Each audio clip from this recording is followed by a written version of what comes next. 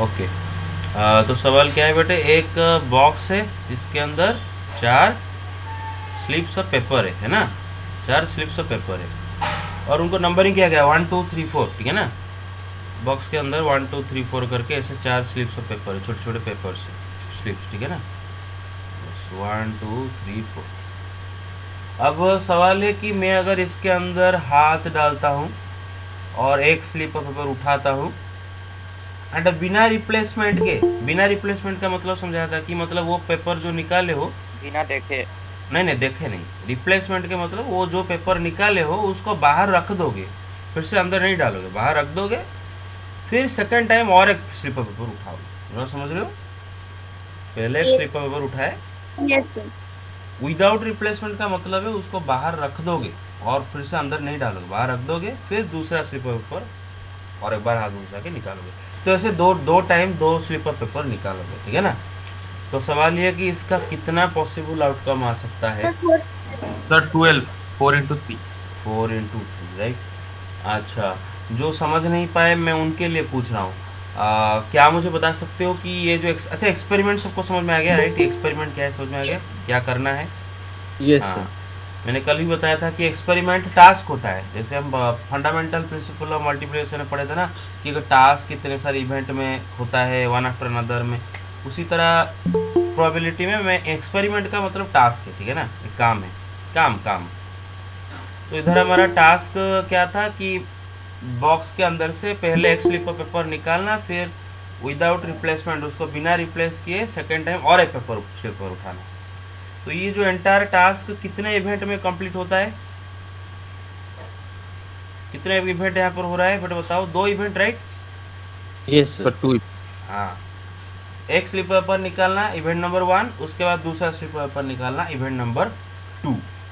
और अभी तो इवेंट नंबर 1 कितने वे में हो सकता है, मतलब पहले बार जो स्लिप निकालोगे कितने वे में हो सकता है, So four 4 ways. Ways. 4 ways four में वे। हो Sir, सकता है। हाँ, yes yes sir, we can pick only 2 times. Yes, I experiment में उन्होंने वही बोला। मैंने फिर से बोल रहा हूँ, देखो बेटे, पहले एक स्लिप पेपर निकालोगे, उसको बाहर रख दोगे, रिप्लेस नहीं करोगे, बाहर रख दोगे, मतलब पहले 4 थे ना, उनमें से एक निकाले। अभी बेटा उनके अंदर बॉक्स के अंदर 3 स्लिप पेपर होंगे क्योंकि एक निकाल चुके हो, और जो निकाल चुके हो उसको अंदर अंदर फिर से नहीं डालना है, मतलब बाकी बचे हुए 3 स्लिप पेपर से एक स्लिप पेपर सेकेंड टाइम उठाना है, ठीक है ना। Sir, तो I आपका thought we have to pick also 4 factorial. ना ना, मेरा बात समझ गया बेटे, hello clearly. Yes, sir. Yes. हाँ, तो हाँ, तो 2 इवेंट में होता है, पहला बार आप 4 वेज में इसका आउटकम आ सकता है, मतलब 1 2 3 4, किसी को कोई भी आप, मतलब आपका उठाया हुआ slip paper number 1 number 2 number 3 number 4 में से कोई भी आ सकता है। अच्छा, जब सेकंड टाइम सेकंड इवेंट मतलब सेकंड स्लिप पेपर उठाना, मतलब पहला को उठा के बाहर रख दोगे, सेकंड उठाओगे। अब जो सेकंड स्लिप पेपर उठाएंगे उसका रिजल्ट कितने डिफरेंट में आ सकता है, So 3 ways. Different. 3 ways. 3 different में आ सकता है। क्यों, क्योंकि जो स्लिप पेपर बाहर उठा के ले गए हो उसको अंदर फिर से नहीं डालोगे, वो रिप्लेस नहीं किया जाएगा। तो मतलब अभी अंदर सिर्फ 3 स्लिप पेपर बाकी होंगे, कोई एक सपोज आप उठा दिए हो, मानो आपका उठाया हुआ पेपर, आप रैंडमली उठा रहे हो, मानो आपका उठाया हुआ पेपर ये स्लिप 2 है, मतलब इसको आप उठा दिए हो, ये अभी अंदर नहीं है, बाहर हो गया, ये चला गया। तो अभी अंदर 3 बचे हुए होंगे, तो ये तीनों में से कोई एक आप उठाओगे, है ना। तो मतलब सेकेंड इवेंट का आउटकम 3 वेज में आ सकता है, तो एंटायर एक्सपेरिमेंट का आउटकम 12 वेज में आ सकता है, right right. Yes, sir. Yes. अगर आपका स्लिप पेपर पहला वाला 1 आया है, अगर आपका पहला वाला स्लिप पेपर 1 आया है तो उसके साथ दूसरा स्लिप पेपर 2 आ सकता है, 3 आ सकता है, या फिर 4 आ सकता है। 1 के साथ 1 तो नहीं आएगा क्योंकि फिर से नहीं उठा, मतलब अंदर नहीं डाले हो।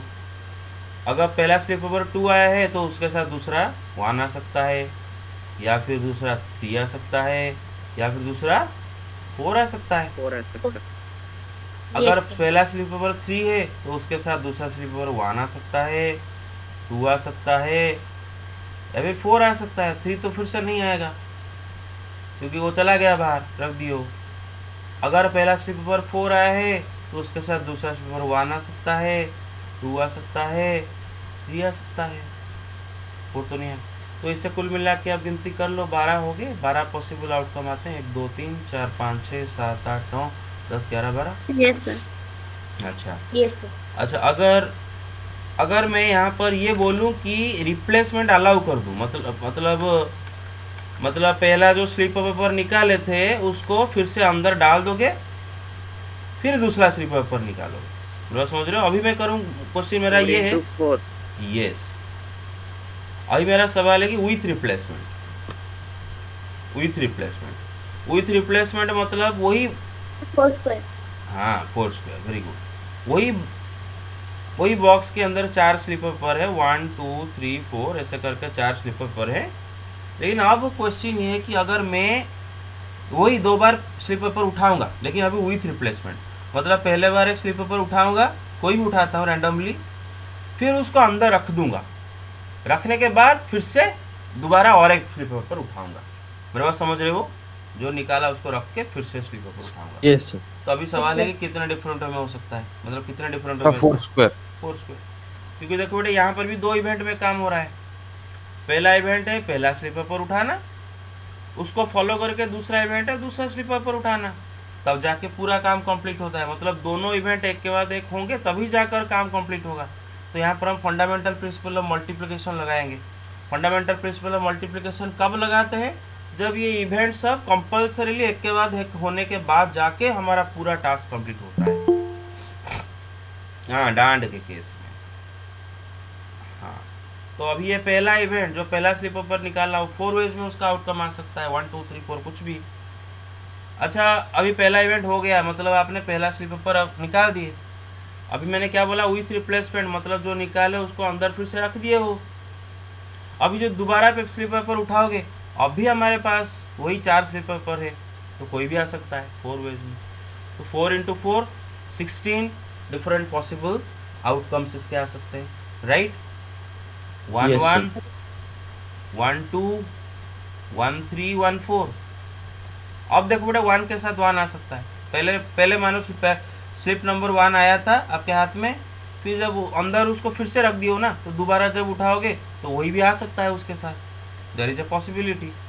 तो अभी ये करके 2 1 2 2 2 3 2 4 3 1 3 2 3 3 3 4 4 1 4 2 4 ऐसे करके 16 हो जाएंगे, राइट? तो ऐसा होता है। ये बहुत इजी सा चीज़ है ना, इजी बहुत है ना भाई, हैं? Yes, sir. Yes sir. Yes, हाँ, sir. हाँ। Yes, sir. अच्छा, बेसिक सा क्वेश्चन पूछता हूँ बेटे कि फंडामेंटल प्रिंसिपल ऑफ मल्टीप्लिकेशन कब यूज करते हैं? फंडामेंटल प्रिंसिपल एडिशन कब यूज करते हैं? Yes, sir fundamental principle of multiplication use करेंगे जब दोनों इवेंट हैव टू ऑकर, मतलब सर होना ही पड़ेगा। यस, और sir fundamental principle of addition use करेंगे सर जब दोनों आइदर और होगा। अगर ये भी करना चाहिए तो And अगर in वो multiplication, either or when addition. Very good. Fundamental principle of multiplication कब यूज किया जाता है? जब सारे इवेंट होने के बाद जाके हमारा पूरा टास्क कंप्लीट होता है। सारे इवेंट, सपोज 3 इवेंट है उसमें है, तो तीनों इवेंट एक के बाद एक होगा, तभी जाकर पूरा एक्सपेरिमेंट कंप्लीट होगा। जैसे कॉइन टॉस कर रहे हैं 3 बार, तो यहाँ पर हमारा टास्क है कि एक कॉइन को 3 बार टॉस करना। तो 3 बार टॉस करना मतलब 3 बार टॉस करेंगे तभी जाकर पूरा टास्क कंप्लीट होगा। और ये 3 बार टॉस करना 3 इवेंट है। लेकिन फंडामेंटल प्रिंसिपल एडिशन कब यूज करते हैं? जब जितने सारे इवेंट है उनमें से कोई एक होगा, बाकी नहीं होंगे, कोई एक होगा, इधर ये होगा या फिर ये होगा या फिर ये होगा, कोई एक होगा, सब नहीं होना है ना? जैसे सब नहीं होना है, कोई एक होना है ना? Yes, sir. Yes, sir. हाँ, इधर और का। तो फंडामेंटल प्रिंसिपल ऑफ मल्टीप्लिकेशन में सारे इवेंट कंपल्सरी होंगे, लेकिन फंडामेंटल प्रिंसिपल ऑफ एडिशन में वो सारे इवेंट सब नहीं होंगे, उनमें से कोई एक होगा और बाकी नहीं होगा, आइदर और, है ना? कोई एक होगा, अगर ये होता है तो बाकी इवेंट कुछ नहीं होंगे, अगर ये इवेंट होता है तो बाकी इवेंट कुछ नहीं होंगे। जैसे कि for example place A place B पढ़ाया था ना बेटे, प्लेस सी, ए से बी तक जाने के लिए मानो 2 रास्ते हैं और ए से सी तक जाने के लिए 3 रास्ते हैं। और अगर मुझे ये सवाल पूछा जाए कि if I want to leave place A for either place B और प्लेस सी, मतलब मुझे प्लेस ए छोड़ के जाना है, मेरा टारगेट है प्लेस ए छोड़ के जाना। अब प्लेस ए अगर मैं छोड़ के जाता हूँ तो आइदर प्लेस बी को जाऊंगा और प्लेस सी को जाऊंगा, दोनों को तो नहीं जाऊंगा ना, किसी एक को जाऊंगा। आइदर अगर प्लेस बी को गया तो हो गया मेरा टास्क कंप्लीट, अगर प्लेस सी को भी गया हो गया मेरा टास्क कंप्लीट, दोनों को तो नहीं जाना है ना। मेरे बात समझ रहे हो? आइदर और का सवाल है, Yes, sir. आइदर बी को जाओ और सी को जाओ। तो यहाँ पर आइदर और आ गया, मतलब यहाँ पर भी दो इवेंट है, इधर भी दो इवेंट है। पहला इवेंट ए से बी तक जाना, दूसरा इवेंट ए से सी तक जाना। लेकिन यहाँ पर ये दो इवेंट दोनों नहीं होंगे, कोई एक होगा।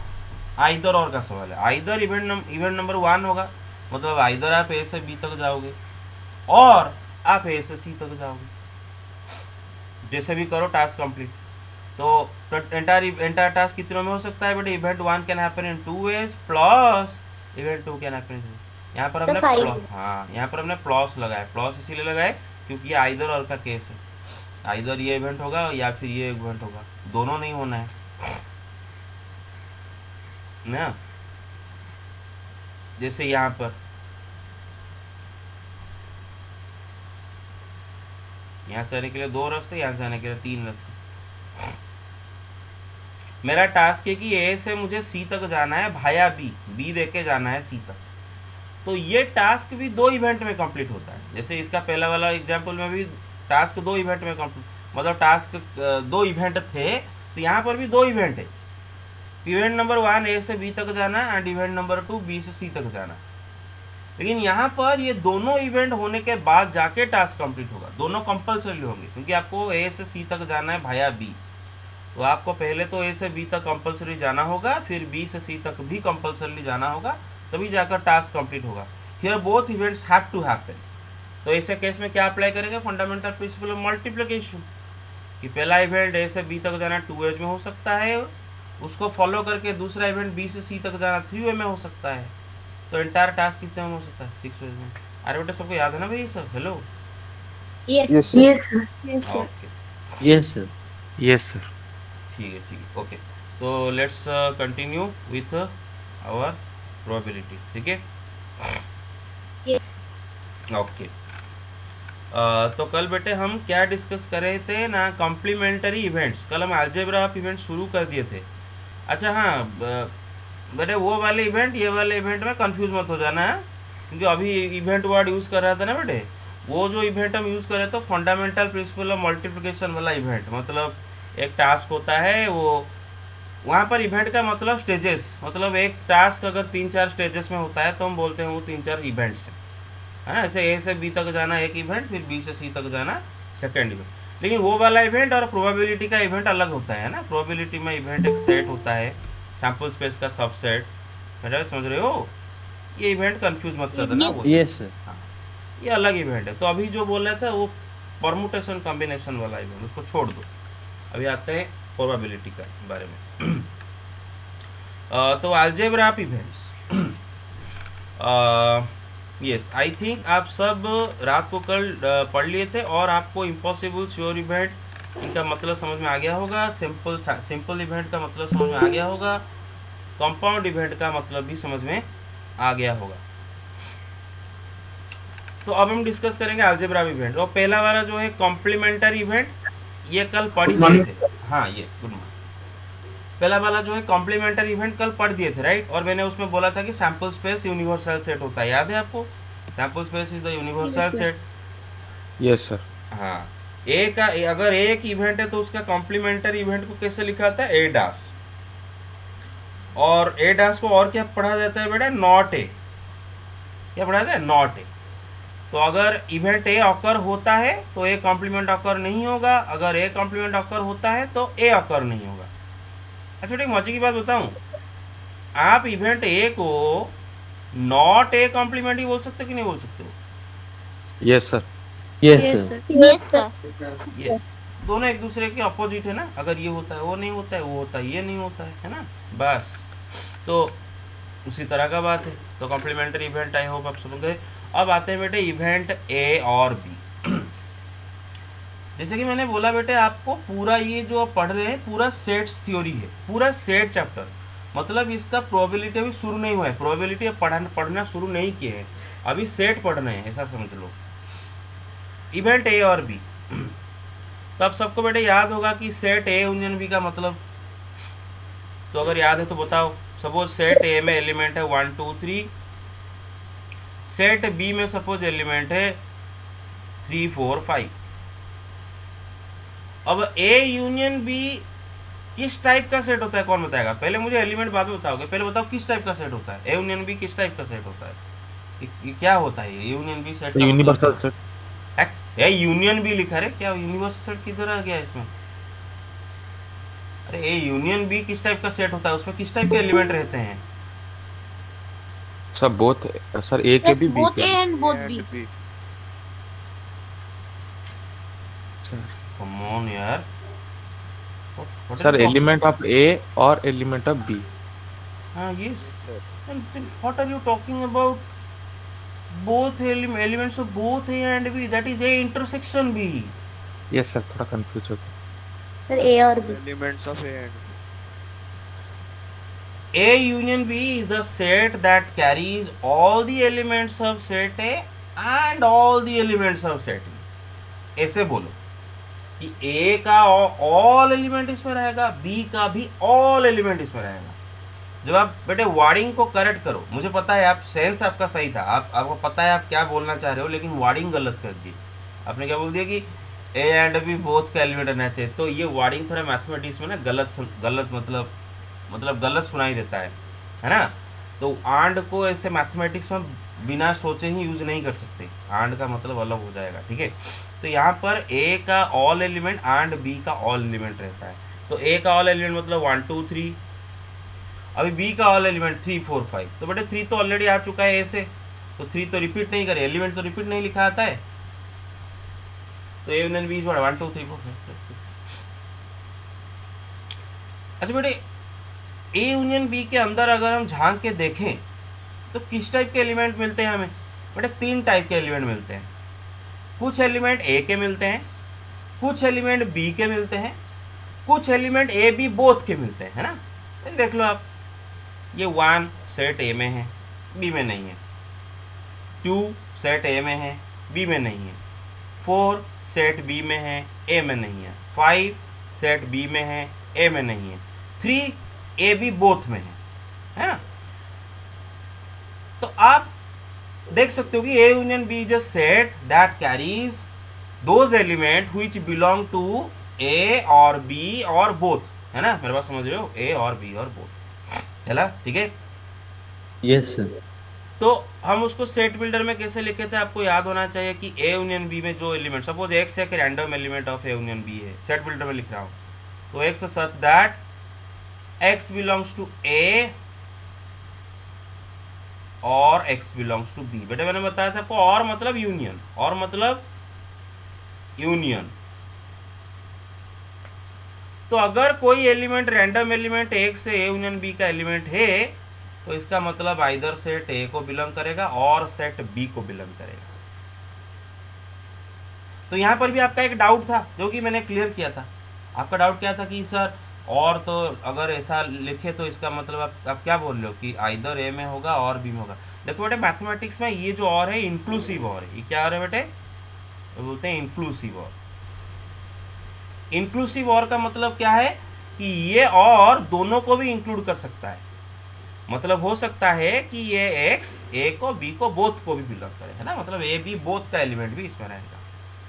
तो ये वाला और आप ordinary day to day life में जो और वर्ड यूज करते हैं उसके साथ ये मतलब सेम मत कर देना। मेरा बात समझ रहे हो, ये है इंक्लूसिव और, मतलब दोनों भी हो सकता है। मेरा बात समझ रहे हो, आइदर दिस और दिस, Yes, या sir. फिर दोनों भी हो सकते हैं। तो यहाँ पर ये और का मतलब वही है। तो एसेंशियली और वर्ड किस ऑपरेशन को रेफर करता है, union between two sets, union, है ना। और word union between two sets को रेफर करता है। और ए यूनियन बी सेट के अंदर जितने भी एलिमेंट है, सारे के सारे एलिमेंट या तो ए को बिलोंग करते हैं, या तो बी को बिलोंग करते हैं, या फिर ए बी दोनों को बिलोंग करते हैं, बोथ को बिलोंग करते हैं, हाँ। और हम बोथ को ना लिख के या और के द्वारा हम एक्सप्रेस कर देते हैं। एक साइडर ए को बिलोंग करेगा और बी को बिलोंग करेगा, और यहाँ पर और दोनों को भी इंक्लूड कर सकता है। दिस इज इंक्लूसिव और। आई होप आप समझ सकते हो यहाँ तक। हेलो।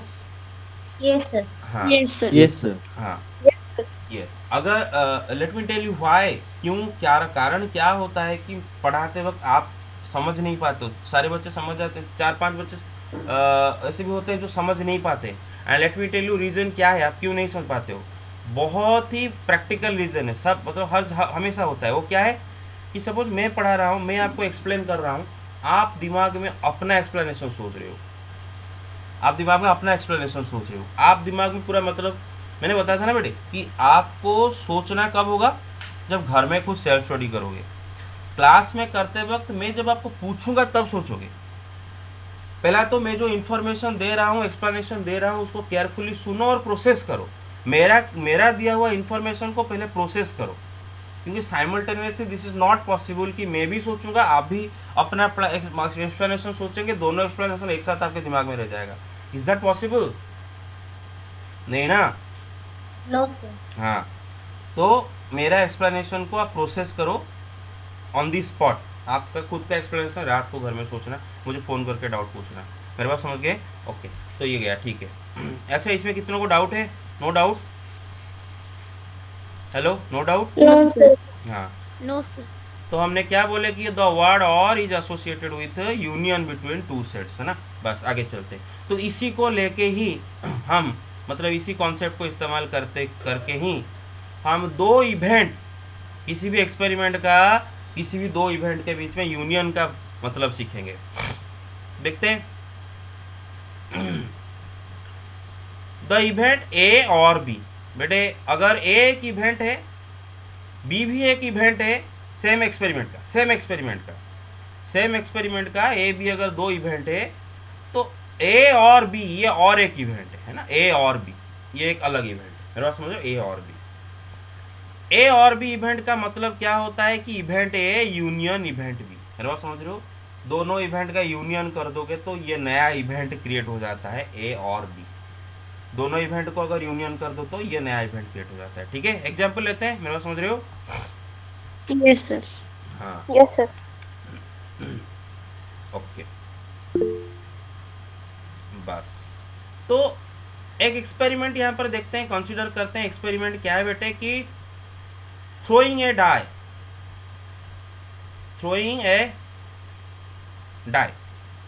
अब देखो बेटे, थ्रोइंग ए डाई वंस, ये हमारा एक्सपेरिमेंट है। और मैं दो इवेंट ले रहा हूँ। लेट ए एक इवेंट ले रहा हूँ कि event of getting an even number. तो ये जो इवेंट है, इसमें क्या क्या आउटकम रहेंगे बेटे? जो आउटकम ये इवेंट को सेटिस्फाई करते हो। तो डाई को थ्रो करोगे तो क्या क्या इवेंट नंबर आता है? डाई को थ्रो करने में पॉसिबल इवेंट नंबर क्या क्या आता है? 2, 4, 6। 2, 4, 6. हाँ, तो इनको लेके जो सेट बनेगा that is event A, right. Event B लेते हैं कि event of getting a prime number. अब बेटे देखो, जब आप डाई को रोल करोगे तो क्या क्या पॉसिबल प्राइम नंबर आउटकम आ सकते हैं? 2, 3, 5, right. Hello, get it? Yes, sir. अरे समझ रहे हो ना, Yes, sir. यही तो Yes, तीन sir. नंबर Yes, है। sir. ओके। अब बेटे हम ये दो इवेंट हो गए, इवेंट ए इवेंट बी। अब देखो बेटे और एक इवेंट अभी हम बनाएंगे, that is A union B. एक इवेंट और ए बनाते हैं, उसको मैं बोलता हूँ ए और बी। ठीक है ना, ये और एक इवेंट है, ए और बी। जैसे ए बी दो इवेंट है, ये भी एक इवेंट है, ए और बी। और ये इवेंट मैं कैसे निकालूंगा ना, event A and event B के बीच में यूनियन कर दूंगा, क्योंकि और का मतलब होता है यूनियन। तो बेटे इवेंट ए में क्या क्या एलिमेंट है बेटा? अभी देखे थे, हाँ, 2, 2, 4, 6. इवेंट बी में क्या क्या एलिमेंट है बेटा? 2, Sir, 3, 2, 3, 5। 5. अगर Sir, दोनों अगर दोनों को यूनियन कर देंगे, यूनियन कर रहे सब ले जाएंगे, है ना। तो 2, 4, 6 इसके भी आ जाएंगे एंड 2, 3, 5 इसके भी आ जाएंगे। मतलब समझो 2, 3, 4, 5, 6 अरे समझ रहे हो, यूनियन करे दोनों का। Yes, sir. Yes sir. तो this event is called A और बी। ये जो नया इवेंट क्रिएट हुआ इसको हम बोलेंगे ए और बी। दो इवेंट के बीच में एक ऑपरेशन हुआ अलजेब्रा, दो इवेंट के बीच में, जैसे हम दो नंबर के बीच में एडिशन, सब्ट्रैक्शन, मल्टीप्लिकेशन, डिवीजन को एक एक ऑपरेशन बोलते हैं, मैथमेटिकल ऑपरेशन। उसी तरह सेट के बीच में और एंड, इनको बुलाते हैं सेट के बीच में ऑपरेशन। तो यहाँ पर दो इवेंट ए बी का बीच में ये एक ऑपरेशन हुआ और ये एक नया इवेंट हमें मिला ए और बी। अब बेटे ये इवेंट के बारे में थोड़ा चर्चा करते हैं कि ये इवेंट का मतलब क्या होता है, क्योंकि ये तो समझ में आता है, ये तो समझ में आता है कि अगर आपका डाई रोल किए हो, अगर आपका डाई का नंबर अगर 2 आया या फिर 4 आया या फिर 6 आया तो हम बोलेंगे इवेंट ए ऑकर हो गया। अगर इनको छोड़ के और बाकी जो 1, 3, 5 इनमें से कोई आया तो हम बोलेंगे event A did not occur. उसी तरह इवेंट बी भी समझ में आता है कि अगर आपका डाई का आउटकम 2 या फिर 3 या फिर 5 आता है तो हम बोलेंगे इवेंट ऑकर हो गया, बी ऑकर हो गया। अगर 2, 3, 5 को छोड़ के बाकी तीनों में से कुछ आता है, 1 आता है या फिर 4 आता है या फिर 6 आता है, तो हम क्या बोलेंगे event B did not occur. मेरा बात समझ रहे हो? Yes, sir. Yes sir. Yes, sir. हाँ, लेकिन बेटे इवेंट ए और बी, इसके एलिमेंट्स को जरा देखो, 2, 3, 4, 5, 6। मतलब अगर 2, 3, 4, 5, 6 इनमें से अगर कोई भी आता है तो ये इवेंट अकर हो जाता है, ए और बी अकर हो जाता है। अच्छा देखो बेटे, ए और बी के अंदर जो जो एलिमेंट है उसको जरा ऑब्जर्व करते हैं। अगर बेटे अगर आपका आउटकम 2 आता है तो आप देख सकते हो event A and B both occur हो जाते हैं। देखो, क्योंकि 2 जो है बेटे इवेंट ए का भी एलिमेंट है, 2 जो है इवेंट बी का भी एलिमेंट है। तो अगर आपका डाई का नंबर अगर 2 आता है तो इवेंट ए बी दोनों हो जाते हैं। डाई का नंबर अगर 3 आता है, मेरे को समझ रहे हो, मैं अभी इसके बारे में बात कर रहा हूँ, इसको देखो, मैं बोला कि 2, 3, 4, 5, 6 इनमें से कोई भी डाई का नंबर आता है तो ए और बी अकर हो जाता है ना भाई, क्योंकि ए और बी का एलिमेंट है ना ये सब। Yes, sir. Yes, sir. हाँ, Yes. अब मैं दिखाता हूँ आपको बेटे कि अगर डाई का नंबर 2 निकल के आता है तो ए बी दोनों इवेंट भी अकर हो जाते हैं। ये तो अकर होता है, ये दोनों भी एक साथ अकर हो जाते हैं ऑटोमेटिकली अगर 2 आता है, क्योंकि इसमें भी 2 है, इसमें भी 2 है। अगर डाई का नंबर 3 या फिर 5 आता है तो इवेंट बी अकर होता है, लेकिन ए अकर नहीं होता है, क्योंकि ए में 3, 5 नहीं है। अगर बेटे डाई का नंबर 4 या फिर 6 आ जाता है तो इवेंट ए अकर हो जाता है, बी अकर नहीं होता है। देख रहे हो, क्योंकि बी में 4, 6 नहीं है। मेरे बात समझ रहे हो? Clear? Yes, sir. Yes, sir. तो बेटे यस सर। हाँ, तो बेटे एक चीज जरा नोटिस करो कि इवेंट ए और बी जब भी अकर होता है, जब भी इवेंट ए और बी अकर होता है, कब अकर होगा? अगर 2, 3, 4, 5, 6 में से कुछ आएगा तो इवेंट ए और बी अकर हो जाएगा।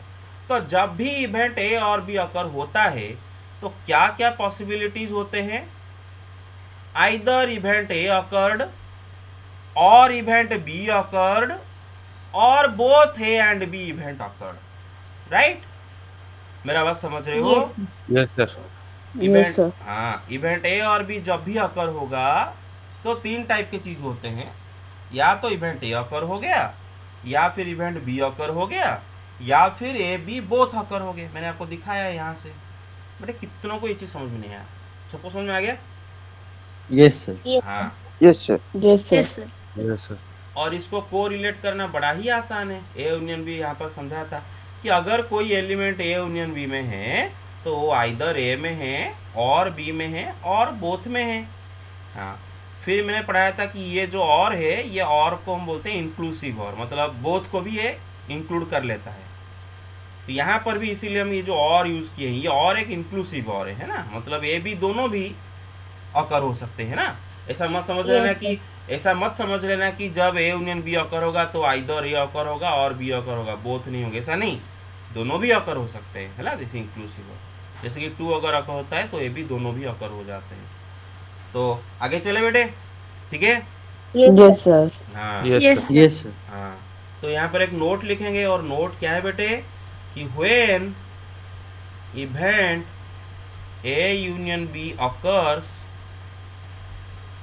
either event A or event B or both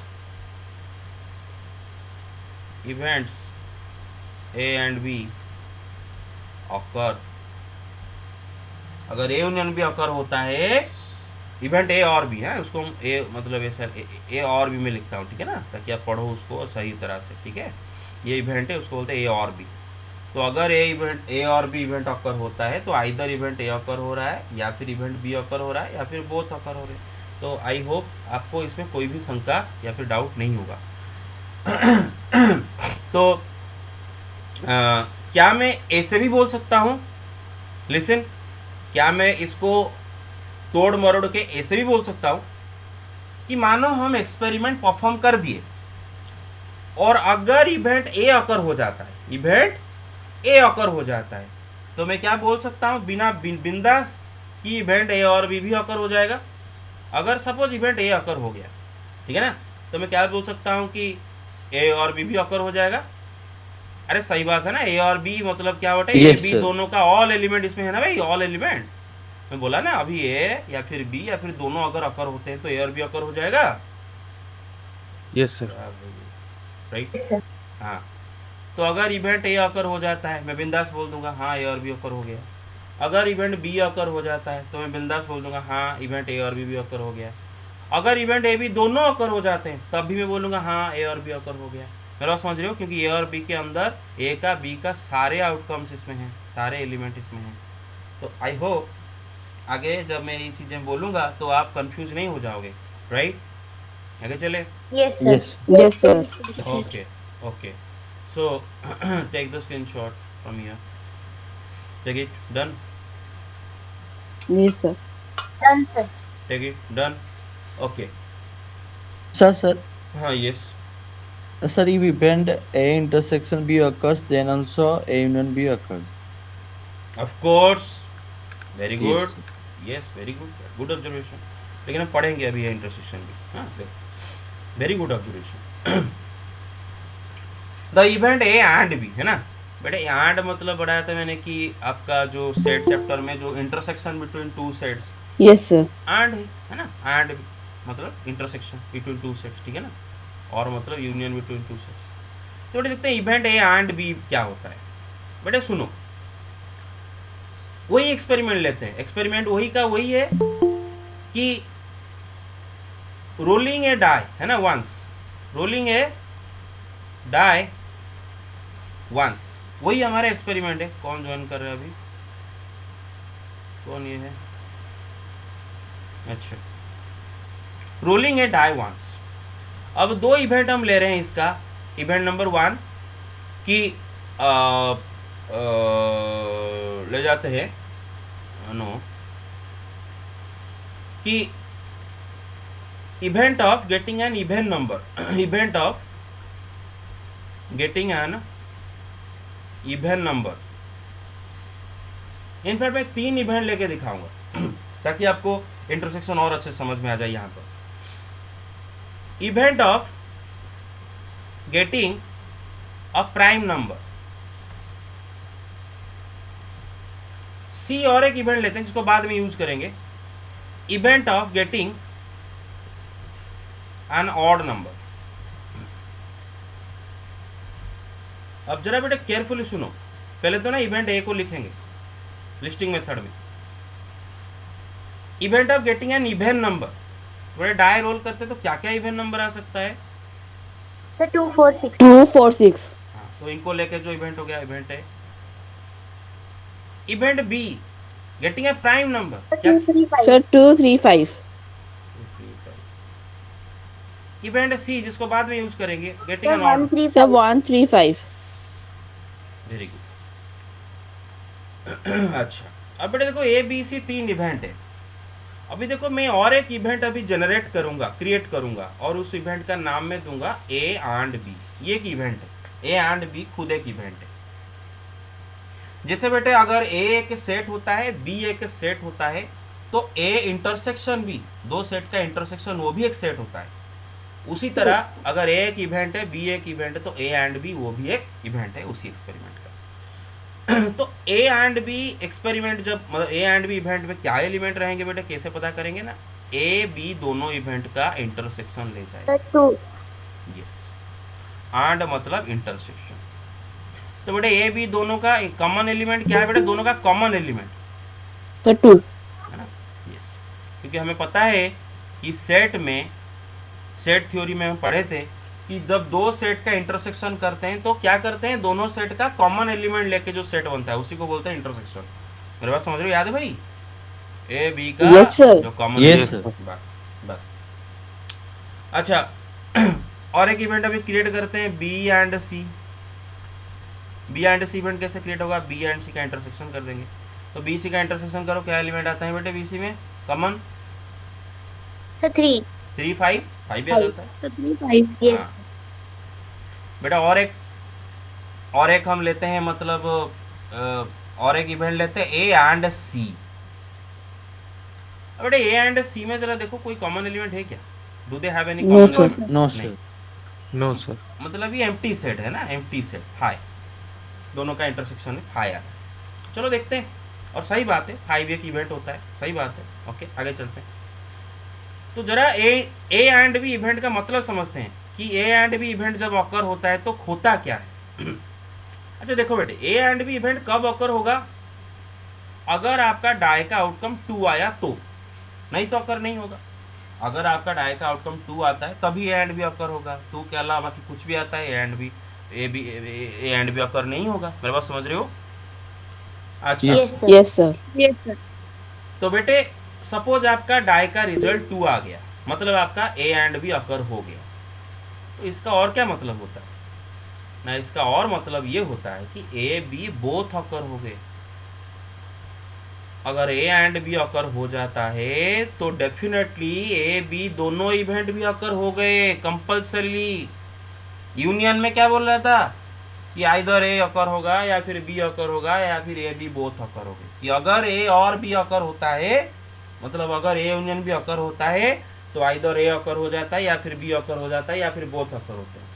लेकिन इंटरसेक्शन में एंड में अगर ए एंड बी अकर होता है तो ए बी दोनों कंपल्सरीली बोथ रीड अकर, है ना। कैसे देखो भाई, अगर 2 आता है तो ए एंड बी अकर हो गया, ए भी तो अकर हो जाएगा राइट, क्योंकि ए में 2 है, बी भी तो अकर हो जाएगा क्योंकि बी में भी 2 है।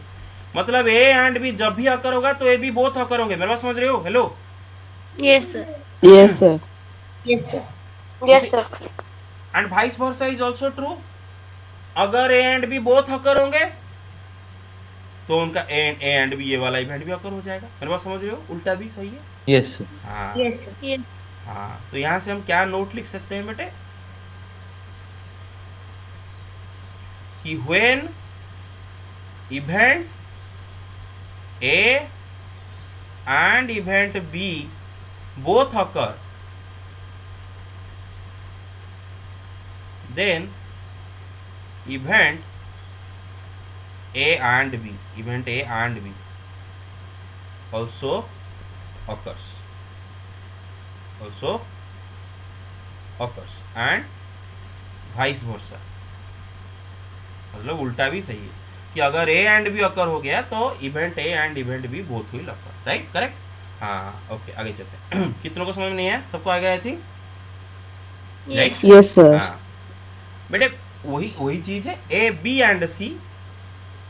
देखो बेटे बी इवेंट बी एंड सी कब अकर होगा ना, अगर आपका डाई का आउटकम 3 या फिर 5 आता है तो जाके बी एंड सी अकर होगा, है ना। अगर और कुछ आता है तो बी एंड सी ये जो इवेंट है ये अकर नहीं होगा, क्योंकि इसका तो आउटकम 3 5 है। तो बेटे देखते हैं, अगर आपका डाई का नंबर 3 आता है तो बी एंड सी अकर हो जाता है, बी सी बोथ अकर हो जाते हैं राइट, क्योंकि 3 बी में भी है सी में भी है, क्योंकि बी सी का कॉमन एलिमेंट को लेके ये बना है इंटरसेक्शन। अगर डाई का नंबर 5 आता है तभी बी सी बोथ हो जाते हैं। तो हम क्या देख रहे हैं कि अगर B and C event occur होगा तो डेफिनेटली बी सी दोनों बोथ अकर होंगे। उसी तरह अगर बी सी बोथ अकर हो गए तो ऑटोमेटिकली इवेंट बी एंड सी भी अकर हो जाएगा, राइट।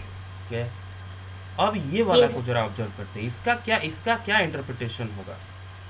इसको हम प्रोबेबिलिटी चैप्टर में कैसे इंटरप्रेट करेंगे ये इवेंट को, कि A intersection B, event A event B का इंटरसेक्शन किए तो हमें मिला फाई, मतलब ये जो नया इवेंट है ए एंड सी, ये मिला फाई। तो इसका क्या मतलब है बताए ना। अच्छा बट बताओ, ए इंटरसेक्शन बी से फाई क्यों आया। ए एंड बी का मतलब ए इंटरसेक्शन सी, और ए इंटरसेक्शन सी फाई क्योंकि क्यों ऐसा आया। कोई पॉसिबल Two आउटकम है common ही नहीं। elements between A and C. दोनों के बीच, वेरी गुड, दोनों के बीच में कोई भी कॉमन एलिमेंट नहीं है ना, ए सी के बीच में कोई भी कॉमन एलिमेंट नहीं, इसलिए उनका इंटरसेक्शन फाई आया। और सही बात है ना भाई, अगर आप इसको बिना लिखे भी पता कर सकते हो, क्योंकि उसने बोला है कि सेट इवेंट ए है ऑड नंबर मिलना, इवेंट सी है इवन नंबर मिलना। तो भाई इवेंट ए है इवन नंबर मिलना, इवेंट सी है ऑड नंबर मिलना। अरे भाई कोई भी ऐसा आउटकम होता है क्या जो कि बोथ ऑड भी हो इवन भी हो। तो मतलब अरे समझ रहे हो, ए सी के बीच में कोई भी कॉमन एलिमेंट Yes, नहीं। हाँ, तो यहाँ पर इसका क्या इंटरप्रिटेशन मिलता है पता है ना। इसका इंटरप्रिटेशन कि here event A and event सी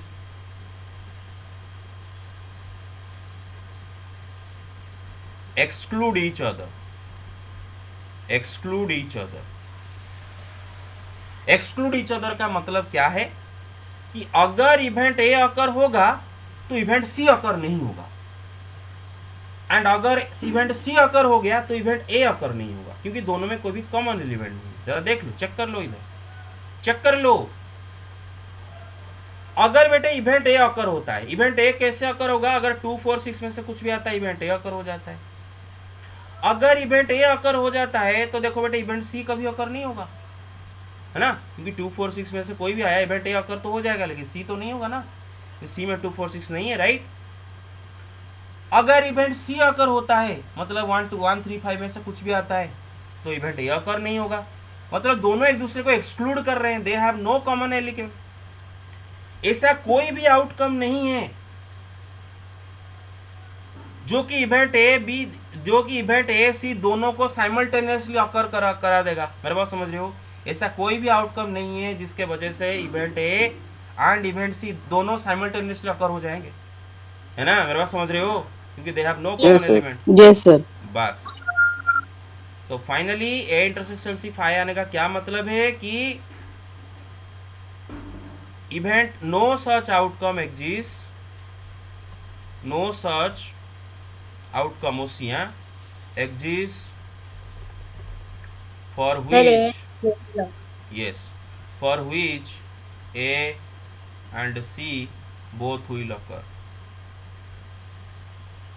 ये होगा नहीं, उनके बीच में इंटरसेक्शन फाई है, तो कोई भी आउटकम ऐसा नहीं है कि जिसके वजह से कि दोनों इवेंट एक साथ हो जाए। जबकि ये वाले जो पहला 2 एग्जाम्पल में था कॉमन एलिमेंट, जैसे कि यहाँ पर ए इंटरसेक्शन बी में दोनों के बीच में कॉमन एलिमेंट 2 था, तो अगर 2 आता है तो ए बी बोथ अकर हो जाते थे। इधर भी कॉमन एलिमेंट था बी सी के बीच में 3 5, जब 3 5 आता है तो बोथ अकर हो जाते हैं, लेकिन ए सी बोथ कभी अकर नहीं होगा। सो टेक द स्क्रीनशॉट, एक सेकंड। हाँ, टेक जल्दी टेक डन डन सर। हाँ, yes. So can you say like this, as C is a complementary event of A, so A intersection C is phi. In this particular case, Yes, sir. not always, because Yes, sir. Complement होने के लिए sample space से minus करना पड़ेगा। तो ये मैं जब मैं पढ़ाऊंगा एक्सक्लूसिव ये में तब मैं बताऊंगा। फिलहाल बट आई होप आप सब समझ रहे हो, ए एंड बी का मतलब समझ गए clearly. Yes sir. Yes, sir. Okay, हाँ, तो इसको नोट में भी लिख लेते हैं, ठीक है। मंगू ने जो बोला याद आ गया, नोट में अभी से लिख लेते हैं। नोट में बेटे कल ही हम कॉम्प्लीमेंटरी इवेंट पढ़े थे, राइट। और मैंने बोला था कि अगर इवेंट एक इवेंट है तो उसका कॉम्प्लीमेंट है डास, दोनों में से कोई एक अकर होता है, दूसरा अकर नहीं होता। अगर ए होगा तो ए कॉम्प्लीमेंट नहीं होगा, अगर ए कॉम्प्लीमेंट होगा तो ए नहीं होगा, है ना। दोनों में से कोई एक होता है, दूसरा नहीं होता है। तो बेटे सैंपल स्पेस भी खुद एक इवेंट है, फाई भी खुद एक इवेंट है, कल मैंने पढ़ाया था, क्योंकि सैंपल स्पेस का सबसेट होता है। फाई भी सैम्पल स्पेस का सबसेट होता है, और सैम्पल स्पेस का हर एक सबसेट एक एक इवेंट होता है। तो सैम्पल स्पेस खुद एक इवेंट है जिसको हम श्योर इवेंट बोलते हैं, फाई भी खुद एक इवेंट है जिसको हम इम्पॉसिबल इवेंट बोलते हैं। तो अब सवाल ये है, what is the complementary event of sample space? Complementary event of sample space. अरे समझ रहे हो? Hello, yes sir. Yes, Yes, sir. अरे क्या होगा? फाई होगा ना? Hello, yes, sir. Yes sir. अरे भाई सैम्पल स्पेस यहाँ पर यूनिवर्सल सेट है, सैम्पल स्पेस यहाँ पर यूनिवर्सल सेट है, कल ही पढ़ाया था। क्योंकि एक्सपेरिमेंट जब भी करो सैम्पल स्पेस के बाहर वाला कोई भी आउटकम नहीं आ सकता, जो भी एक्सपेरिमेंट का आउटकम आएगा सब सैम्पल स्पेस के अंदर से ही आएगा। तो सैम्पल स्पेस के बाहर दुनिया एग्जिस्ट नहीं करती है। तो sample space of one experiment is it's universal set. तो सैम्पल स्पेस का अगर मैं कॉम्प्लीमेंट्री सेट इवेंट निकालूं, मतलब एस कॉम्प्लीमेंट, तो क्या करूंगा बेटे? कोई भी इवेंट का कॉम्प्लीमेंट्री कैसे निकालते हैं? एस से माइनस करते हैं वो सेट को, sample Yes, space sir. Minus sample space. Yes sir.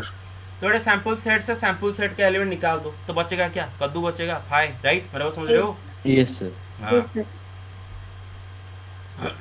Okay. अगर जो यहाँ पर नहीं समझ पा रहे हो, बिल्कुल किसी को ब्लेम मत करना। You are solely you are responsible for this, because आप जब मैं पुराना चीज़ पढ़ा रहा था तब आपके दिमाग में ये चल रहा था कि मैं अगर आज इसको स्किप कर दूँ, कल पढ़ दूंगा, परसों पढ़ दूंगा, तरसों पढ़ दूंगा, एग्जाम खराब हो गया चलेगा, फिर पढ़ दूंगा। ऐसे कर करके डिले करते रहे, फिर उसको छोड़ दिए। अब मैंने बोला था ना बेटे कि 11th-12th का हर चैप्टर दूसरे चैप्टर में इम्पैक्ट डालता है। तो मैंने वहाँ पर सेट में आपको बार बार बता रहा था कि मैं जो पढ़ा रहा हूँ उसको केयरफुली सुनो, केयरफुली सुनो, केयरफुली सुनो। अगर उस टाइम आप सुने नहीं होगे तो यहाँ पर कछु समझ में नहीं आएगा, और इसके लिए सोलली यू आर रिस्पॉन्सिबल। अगर आप समझ नहीं पा रहे हो कुछ भी तो it's up to you, the blame is on you, not on anybody else. मेरे बात समझ रहे हो बेटे? सब समझ रहे हो?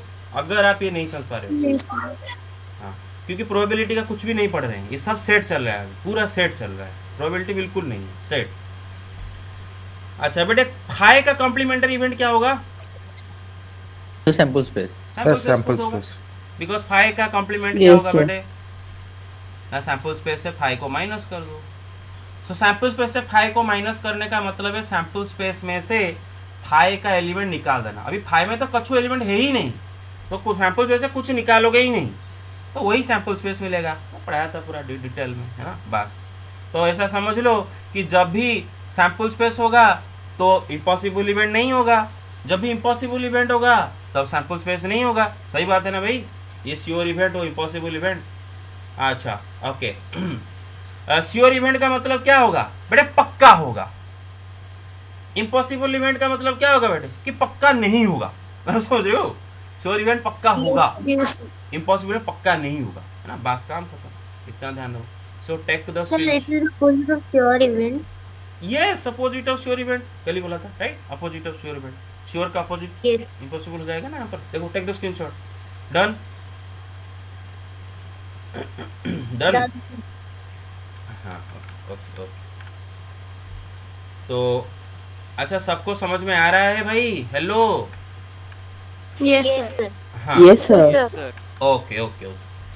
तो बहुत ही क्विकली हम इवेंट ए बट नॉट भी पढ़ेंगे, और ये बहुत, और देखो बेटे ए माइनस बी जो कि डिफरेंस बिटवीन टू सेट्स, ये आपका सिलेबस से उठा दिया गया था, लेकिन हमने आपको पढ़ा दिया था ए माइनस बी। और यहाँ पर भी मैं आपको ये बताने में मजबूर हूँ, क्योंकि इसको स्किप नहीं कर सकते, क्योंकि ये चीज़ 12th में आपको यूज करना होगा। तो हम बस इसका जितना उसने बोला है उतना हम खाली देखेंगे कि event A but not B का मतलब होता क्या है। So okay, let me erase this whole thing. Okay, हाँ इरेज कर दिया already. Okay, everybody paying attention? Okay, Yes, sir. Yes, हाँ। yes. Yes, Yes, sir. sir. बेटे एक सेट लिखता हूँ 1 2 3, एक सेट लिखता हूँ बी 3 4 5। तो बेटे ए माइनस बी, ये Sir, सेट 1, 2. 1 2, वेरी गुड बेटे। ए माइनस बी का मतलब पढ़ाया था ना बेटे कि मैं बोला था ना ए से बी को निकाल दो, मतलब ए सेट में से वो वाले एलिमेंट निकाल दो जो कि ए बी दोनों में कॉमन हो, मतलब ये 3 जो कि ए बी दोनों में कॉमन है, इसलिए बेटे a minus B is also equal to a minus a intersection B. याद है ना भाई, a से a Yes, sir. b का इंटरसेक्शन को माइनस कर दो। क्लैरिटी के साथ समझ में आ रहा है? एचडी क्लैरिटी के साथ। Yes sir. Yes, sir. Yes, sir. हाँ, तो अभी a से अगर a b का कॉमन एलिमेंट निकाल दिया, बचा हुआ 1 2, इनको लेके a माइनस बी सेट होता है। अच्छा, और क्या इसके बारे में हमने पढ़े थे कि इसको भी हम और क्या बोलते थे बेटे, कि a intersection b B complement. Complement. याद है ना भाई, a माइनस बी सेट को हम और क्या बोलते Yes, हैं, a sir. Yes, sir. Intersection b complement. क्योंकि मैंने बोला था a माइनस बी सेट को हम क्या भी पढ़ सकते हैं, a but not b, a लेकिन b नहीं, है ना। अच्छा, मतलब a है लेकिन b नहीं है। और सही बात है ना भाई, आप देख लो, जब a माइनस बी सेट के अंदर आप झांक के देखते हो तो ये जो एलिमेंट्स a माइनस बी के हैं वो a को तो बिलोंग करते हैं, a 1 2, लेकिन वो b को बिलोंग नहीं करते, है ना। देख रहे हो? Yes, sir. तो a Yes, sir. Minus B Yes, को yes sir. a minus B को सेट बिल्डर में कैसे लिखते हैं, x such that x belong to a and x does not belong to b। x a को तो belong करता है, b को बिलोंग नहीं करता है। तो यहाँ पर मैंने बताया था कि बेटा बॉट का मतलब होता है एंड, बॉट एंड दोनों सेम है, और एंड बॉट के लिए इंटरसेक्शन यूज किया जाता है। फिर नॉट बी का मतलब होता है बी कॉम्प्लीमेंट, तो इसे याद रखने के लिए बोला था, A intersection B complement. I hope आप याद रखे हो। ठीक है, आगे चलते। तो बेटा ए माइनस बी के बारे में सब कुछ समझ में आ गया। अभी इवेंट की तरफ Yes, चलते हैं। अभी इवेंट की तरफ चलते हैं। तो वही वाला एक्सपेरिमेंट लेते हैं कि एक्सपेरिमेंट है वही rolling a die. Rolling a die. अब हम दो इवेंट ले रहे हैं। इवेंट ए कि गेटिंग एन इवन नंबर, जिसमें एलिमेंट क्या रहेगा बेटे, 2 4 6। Yes, sir. अच्छा, बी ले जाते हैं, getting a prime number, 2 3 5. B में रहेगा 2 3 5। Yes, sir.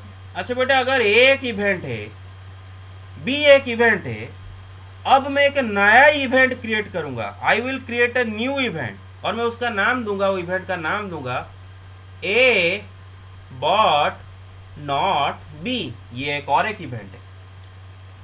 तो ये इवेंट कैसे मैं निकालूंगा ना, ए इवेंट से बी इवेंट माइनस कर दूंगा, ए माइनस बी। अरे बेटा समझो, बिल्कुल सेट है A but yes not B. Sir. Yes, sir. Yes, sir. तो बेटे देखो, A set minus B set, जरा निकालो, ए में से बी को माइनस करो यहाँ पर, मतलब ए में से ए बी का कॉमन एलिमेंट निकाल दो बेटे, क्या बचता है।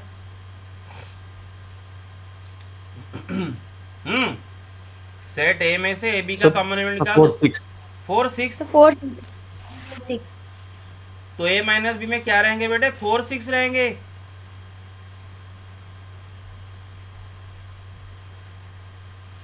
कितनों को 4 6 समझ में नहीं है, कैसे है, सबको समझ में है? अच्छा, Yes, sir. Yes, sir. Yes, sir. Yes, sir. अब जरा बेटे एक क्विक ऑब्जर्वेशन करते हैं, देखते हैं कि ए बट नॉट बी, ये जो न्यू इवेंट है, जब ये अकर होता है तो एक्चुअली में असलियत में होता क्या है। चलो देखते हैं बेटे, ए बट नॉट बी ये इवेंट तभी अकर होगा अगर आपका डाई का आउटकम 4 या फिर 6 आता है। 4 6 के अलावा आपका डाई का नंबर अगर कुछ और आता है तो ये इवेंट अकर नहीं होगा, क्योंकि इसमें तो एलिमेंट से 4 6 है। तो एक चीज देखते हैं कि सपोज आपका डाई का आउटकम 4 आ गया, मतलब ये अकर हो गया, तो आप देख सकते हो ए अकर होगा लेकिन बी अकर नहीं होगा, क्योंकि देखो बेटे 4 ए का तो एलिमेंट है लेकिन बी का नहीं है। तो अगर आपका डाई का नंबर 4 निकल के आता है, मतलब ये अकर होता है, तो उस सिचुएशन में ए अकर हो जाता है लेकिन बी अकर नहीं होता है। इसीलिए तो उसको बोल रहे हैं ना इवेंट को ए बॉट नॉट बी, इसीलिए तो इवेंट को बोल रहे हैं ना ए बॉट नॉट बी।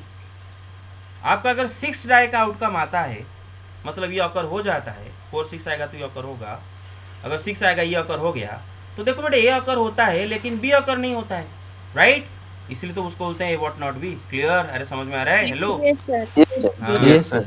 ओके तो यहाँ पर नोट क्या लिखेंगे बेटे कि the event A but not B ना when the event A but not B occurs when the event A but not B occurs, then event A occurs and event B does not occur. उसी तरह B minus है B but not B but not है B occur but A not occur. मेरे बात समझ रहे हो? उसी तरह बेटे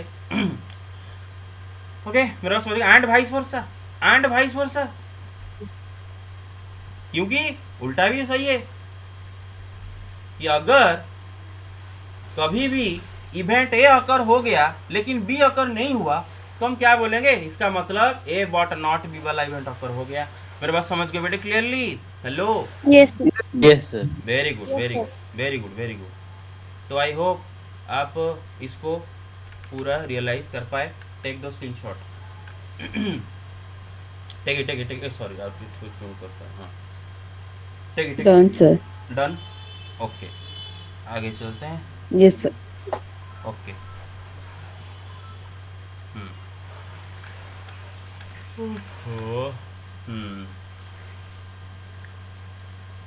बेटे कभी मतलब अच्छा हाँ हाँ देखिए ये भी तो लिखा है यहीं पर। देखो देखो ना आप खुद रेफर कर सकते हो बुक से पढ़ सकते हो राइट।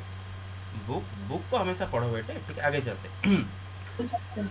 ओके अब बेटे एग्जाम्पल 6। अब बेटे मैं एग्जाम्पल 6 करूँगा लेकिन उसके रिलेटेड अगर कोई भी क्वेश्चन एक्सरसाइज में होगा उसको मैं छोड़ दूंगा, आप खुद करोगे क्योंकि एग्जाम्पल 6 में करूँगा राइट।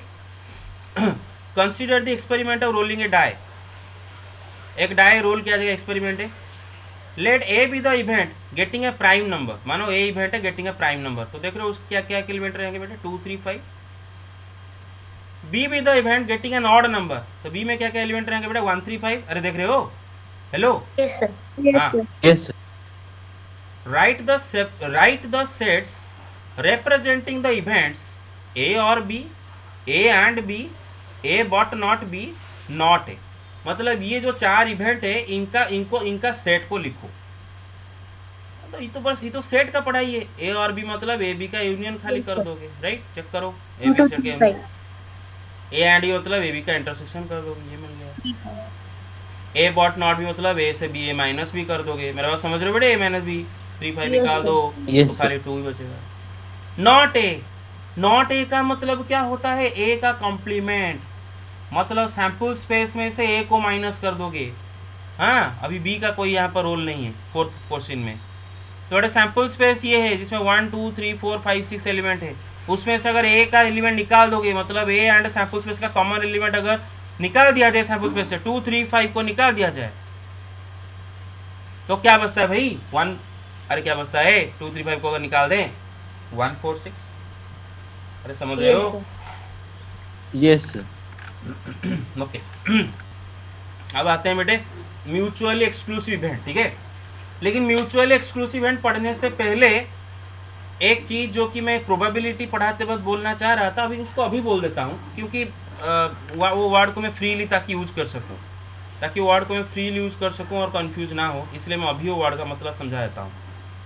बेटे फेवरेबल आउटकम वर्ड तो सुने होंगे बेटे, नाम तो सुना होगा राइट? Yes, sir. हाँ नाम तो Yes, डॉक्टर sir. हाँ फेवरेबल आउटकम नाम Yes, तो सुने sir. होंगे 10th 9th में। फेवरेबल आउटकम्स और फेवरेबल आउटकम का क्या मतलब होता है कि बेटे एनी आउटकम पहले डेफिनेशन लिख लेता हूं। Any outcome from the event is called favorable outcome to that particular event.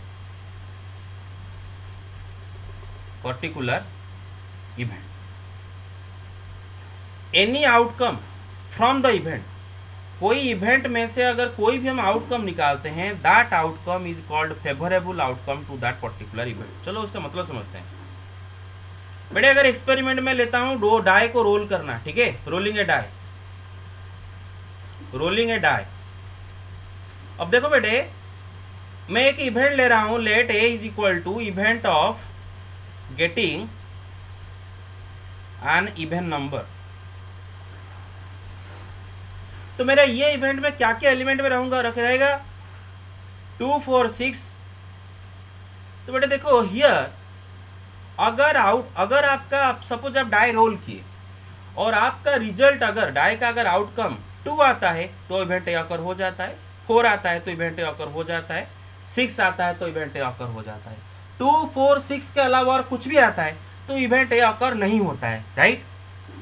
तो इसीलिए मैं बोलूंगा हियर, अरे समझ रहे हो, हियर 2 और 4 और 6 आर फेवरेबल आउटकम्स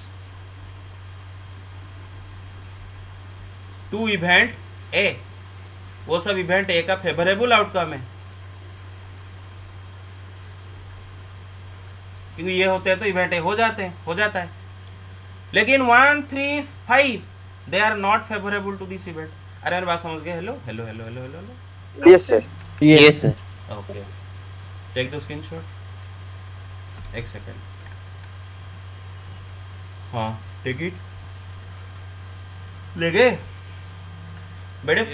हाँ बेटे 4K क्लैरिटी के साथ समझ में आ रहा है? 4K क्लैरिटी के साथ? Yes, sir. Yes, sir. Sir, Yes, sir. हाँ yes. sir, one more exam. One more किसका? इसी का? अच्छा Yes. हाँ, लेकिन मैं बोल रहा हूँ ओके ठीक है, एग्जाम्पल लेता हूँ फिर बोलता हूँ। अच्छा और एक एग्जाम्पल ले आते हैं, वही डाई रोल करने का, वही डाई रोल करेगा, ठीक है ना, डाई रोलिंग वंस। तो सपोज एक इवेंट ले रहा हूँ, event of getting a prime number, event of getting a prime number. तो आपको पता है कि प्राइम नंबर क्या क्या होते हैं बेटे, डाई रोल करने में क्या क्या आ सकता है प्राइम नंबर? 2 3 5। Yes, sir. हाँ, तो आप देख सकते हो कि आउटकम अगर आपका 2 हुआ तो इवेंट ऑकर हो जाता है, अगर आपका एक्सपेरिमेंट का आउटकम 3 तो भी इवेंट ऑकर हो जाता है, अगर एक्सपेरिमेंट का आउटकम 5 तो भी इवेंट ऑकर हो जाता है। तो हम बोलेंगे कि 2 3 5 these are favourable outcomes of event A, है ना। इवेंट ए का सारे जो एलिमेंट है वो सब उसके फेवरेबल आउटकम है। मेरे बात समझिए clearly? Yes, Yes, sir. sir. Okay okay, पूरा बेटे मेरा जो मतलब ये है ना, मुंह का अंदर पूरा मतलब क्या बोलते हैं उसको, क्या क्या हो, क्या कैसे लग रहा है आपको पता नहीं चलेगा। सुबह सुबह उठकर बहुत ज़्यादा अगर बात करोगे तो ऐसा होता है मतलब पूरा सूख गया है अंदर से। अच्छा ठीक है, तो अभी देखते हैं बेटा म्यूचुअल एक्सक्लूसिव इवेंट। मेरे बात समझ रहे हो? क्या देखेंगे बेटा? Mutual exclusive event. Clear? Hello Yes, sir. Yes, sir. Yes, sir. Yes, sir. Mutually exclusive event. तो बेटा एक काम करते हैं ना, मैं इसको लिखूंगा क्यों, लिखने में वो टाइम चलाता है, मैं बुक से ही डायरेक्ट दिखाता हूँ, बड़ा इजी होगा, बुक में ज़्यादा कंटेंट भी है, मैं आपको Yes. लाइन बाय लाइन समझा देता हूँ। म्यूचुअली एक्सक्लूसिव इवेंट, हाँ बेटे म्यूचुअली एक्सक्लूसिव इवेंट अभी मैंने समझा था कि दो इवेंट अगर एक दूसरे को एक्सक्लूड करते हैं, इसका मतलब ये है कि अगर उनमें से एक इवेंट होता है तो दूसरा नहीं होता है, और अगर दूसरा होता है तो ये नहीं होता है। मतलब कभी भी दोनों एक साथ कभी नहीं हो सकते, दोनों इवेंट, ऐसा कोई भी आउटकम नहीं होना चाहिए जिसके वजह से दोनों इवेंट एक साथ अकर हो जाए। तो उस टाइप के दो इवेंट को हम क्या बोलते हैं? Mutually exclusive event. या फिर अगर उन दोनों में इंटरसेक्शन फाई, ऐसा ही बोल सकते हो, अगर दोनों इवेंट के बीच में इंटरसेक्शन फाई है, या फिर अगर दोनों डिसजॉइंट सेट है, तो हम क्या बोलेंगे बेटा? They are mutually exclusive. तो देखते हैं। अच्छा बेटा क्लियर यहाँ तक? बेटा क्लियर हो गया यहाँ तक? Yes. Yes, sir. हाँ, Yes, sir. लेकिन फिर भी समझते हैं बेटे। In the experiment of rolling a die, a sample space is this is your sample space. Consider events A an odd number appears and B an even number appears। दो event हम consider करें, event A an odd number appears, तो बेटे उसका वो event को हम कैसे लिखेंगे बेटा? उसके अंदर ऑड नंबर लिखें 1 3 5, राइट, डाई को रोल करते। इवेंट बी है इवन नंबर अपीयर्स, उसके अंदर ये रखेंगे। अब बेटे देखो हम क्या करते हैं, इवेंट ए बी का इंटरसेक्शन लेते हैं। अब देख लो बेटे, ए बी का इंटरसेक्शन ले लो, क्या इन दोनों में कोई भी कॉमन एलिमेंट दिखता है? नहीं ना, इसमें सारे ऑड नंबर, इसमें सारे even number, no, so there intersection is 5, right? और we can say that A and B are disjoint sets. मैंने पढ़ाया था सेट चैप्टर में कि अगर दो सेट के बीच में इंटरसेक्शन 5 निकलता है तो दोनों सेट को हम क्या बोलते हैं बेटे? डिसजॉइंट सेट्स बोलते हैं।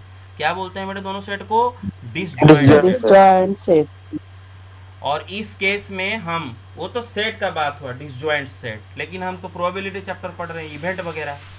तो इस सिचुएशन में A and B both are mutually exclusive, दोनों एक म्यूचुअली एक्सक्लूसिव है, मतलब एक दूसरे के साथ एक्सक्लूसिव है, एक दूसरे को एक्सक्लूड करते हैं, दोनों में कोई भी कॉमन आउटकम नहीं है।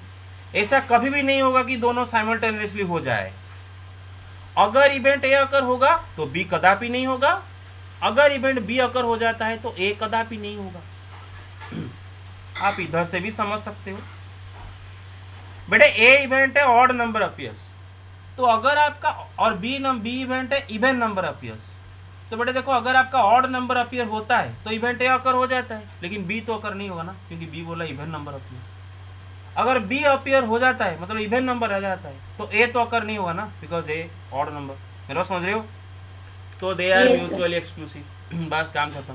सो इन जनरल, इधर लिखा है देखो बेटे, क्या लिखा है देखो, clearly the event A excludes the event B and vice versa. In other words, there is no outcome which ensures the occurrence of events A and B simultaneously. ऐसा कोई भी आउटकम नहीं है जो कि इंश्योर करता है कि ए बी साइमल्टेनियसली अकर हो गए। Here A is equal to B, बस।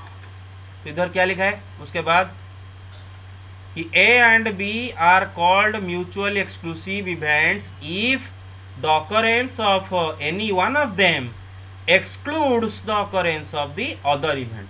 अगर उनमें से कोई एक होता है तो दूसरा नहीं होता है ना? That is, if they cannot occur simultaneously, अगर वो simultaneously occur नहीं होगा तो फिर लिखा है in this case set A and B are disjoint. अब क्लियर हो गया बेटे? अच्छा, listen, अरे क्लियर हुआ कि नहीं? Yes, sir. Yes, sir. अच्छा, Yes, sir. अच्छा, Yes. आप जरा मुझे बताइए, you tell me yourself, CBSE में, हाँ, मतलब हम टीचर्स, हमारा काम है आपको बस एक्सप्लेन करना, लेकिन आप मुझे बोलो कि एनसीईआरटी से अच्छा किताब और क्या है समझने के लिए मैथमेटिक्स में, 11th का मैथमेटिक्स कितना क्लैरिटी के साथ उसने सब दे रखा है। आप कभी किताब अगर पढ़ोगे खोल के तभी आपका पढ़ाई होगा, जो कि हम सब हमारे टाइम में करते थे। हमारे एलिमेंट्स ऑफ मैथमेटिक्स था, हमारा हायर सेकेंडरी मैथमेटिक्स था बेटे, वो किताब को रोज खोलते थे हम। हमारे टीचर्स खुद किताब नहीं खोलते थे क्योंकि उनका पढ़ाई हो गया था, वो तो सिर्फ आते थे जो 2 एग्जाम्पल दिमाग में उसको लिख के जाते थे। किताब उनके हाथ में होता नहीं था। 2 एग्जाम्पल लिखोगे कि उसके लिए किताब क्या चाहिए, 10-12 एग्जाम्पल लिखोगे इसके लिए किताब चाहिए, 2 एग्जाम्पल के लिए क्या किताब ला के आओगे? किताब हम बच्चे पढ़ते थे, बच्चे किताब पढ़ते थे। हम जाते थे दुकान से किताब खरीद के लाते, हम घर में खुद पढ़ते थे। टीचर को हम बुक से पढ़ के हम एग्जाम देते थे। हम टीचर का पढ़ाई को पढ़ के एग्जाम नहीं देते थे, नोट को पढ़ के एग्जाम नहीं देते थे, हम बुक्स को पढ़ के एग्जाम देते थे, क्योंकि बुक्स में असली चीज लिखा है। आप खुद देख लो, सेम चीज को कितने बार उसने तोड़ मरोड़ के लिखा है। अगर इसको कोई भी लाइन बाय लाइन पढ़ेगा और साथ में एक डिक्शनरी रखेगा, उसको समझ में नहीं आएगा क्या? 2 events A and mutually exclusive events if the occurrence of one excludes the occurrence of other, if they cannot occur कौन लिखा है? शायद बच्चे नहीं समझ पाएंगे इसलिए लिखा है if they cannot occur simultaneously in this case, फिर से लिखा है in this case A and B are disjoint। अब बताओ, इसको पढ़ के आप खुद नहीं समझ पाते हो? Hello, Yes. Yes, sir. तो फिर मतलब स्टेट बोर्ड का कोई स्टूडेंट अगर बोलता है ये बात, हाँ समझ में आता है, क्योंकि इंग्लिश स्टेट बोर्ड में मतलब लैंग्वेज नहीं होता है, लैंग्वेज ऑफ कम्युनिकेशन, इसलिए उनको तकलीफ होता है सेंटेंस का मतलब समझने में शुरुआत में। सीबीएसई के बच्चे, आप तो पूरा तो क्लास 1 से इंग्लिश पढ़ते आ रहे हो, तो आपको तो ये सेंटेंस का मतलब पूरा पढ़ के समझ में आ रहा होगा। लेकिन आप क्यों नहीं पढ़ते हो? तो कौन मेहनत करेगा किताब खोल के? कल तो सर समझा देंगे ना। ऐसा करोगे तो आप ज़िंदगी में कुछ नहीं कर पाओगे। सो बुक्स पढ़ा करो, बेटे मैं गुस्सा गुस्सा नहीं हो रहा, मैं सच बात बता रहा हूँ बेटे। हाँ, आपके भलाई के लिए बोल रहा हूँ, ठीक है? इसमें मेरा कोई भलाई नहीं है, मेरे बात समझ रहे हो? हेलो। Yes, sir. हाँ, Yes, sir. आपको अभी मैं अगर एनसीईआरटी का फिजिक्स किताब खोल के दिखाऊंगा अभी भी, क्योंकि मुझे आई गारंटी कि आप में से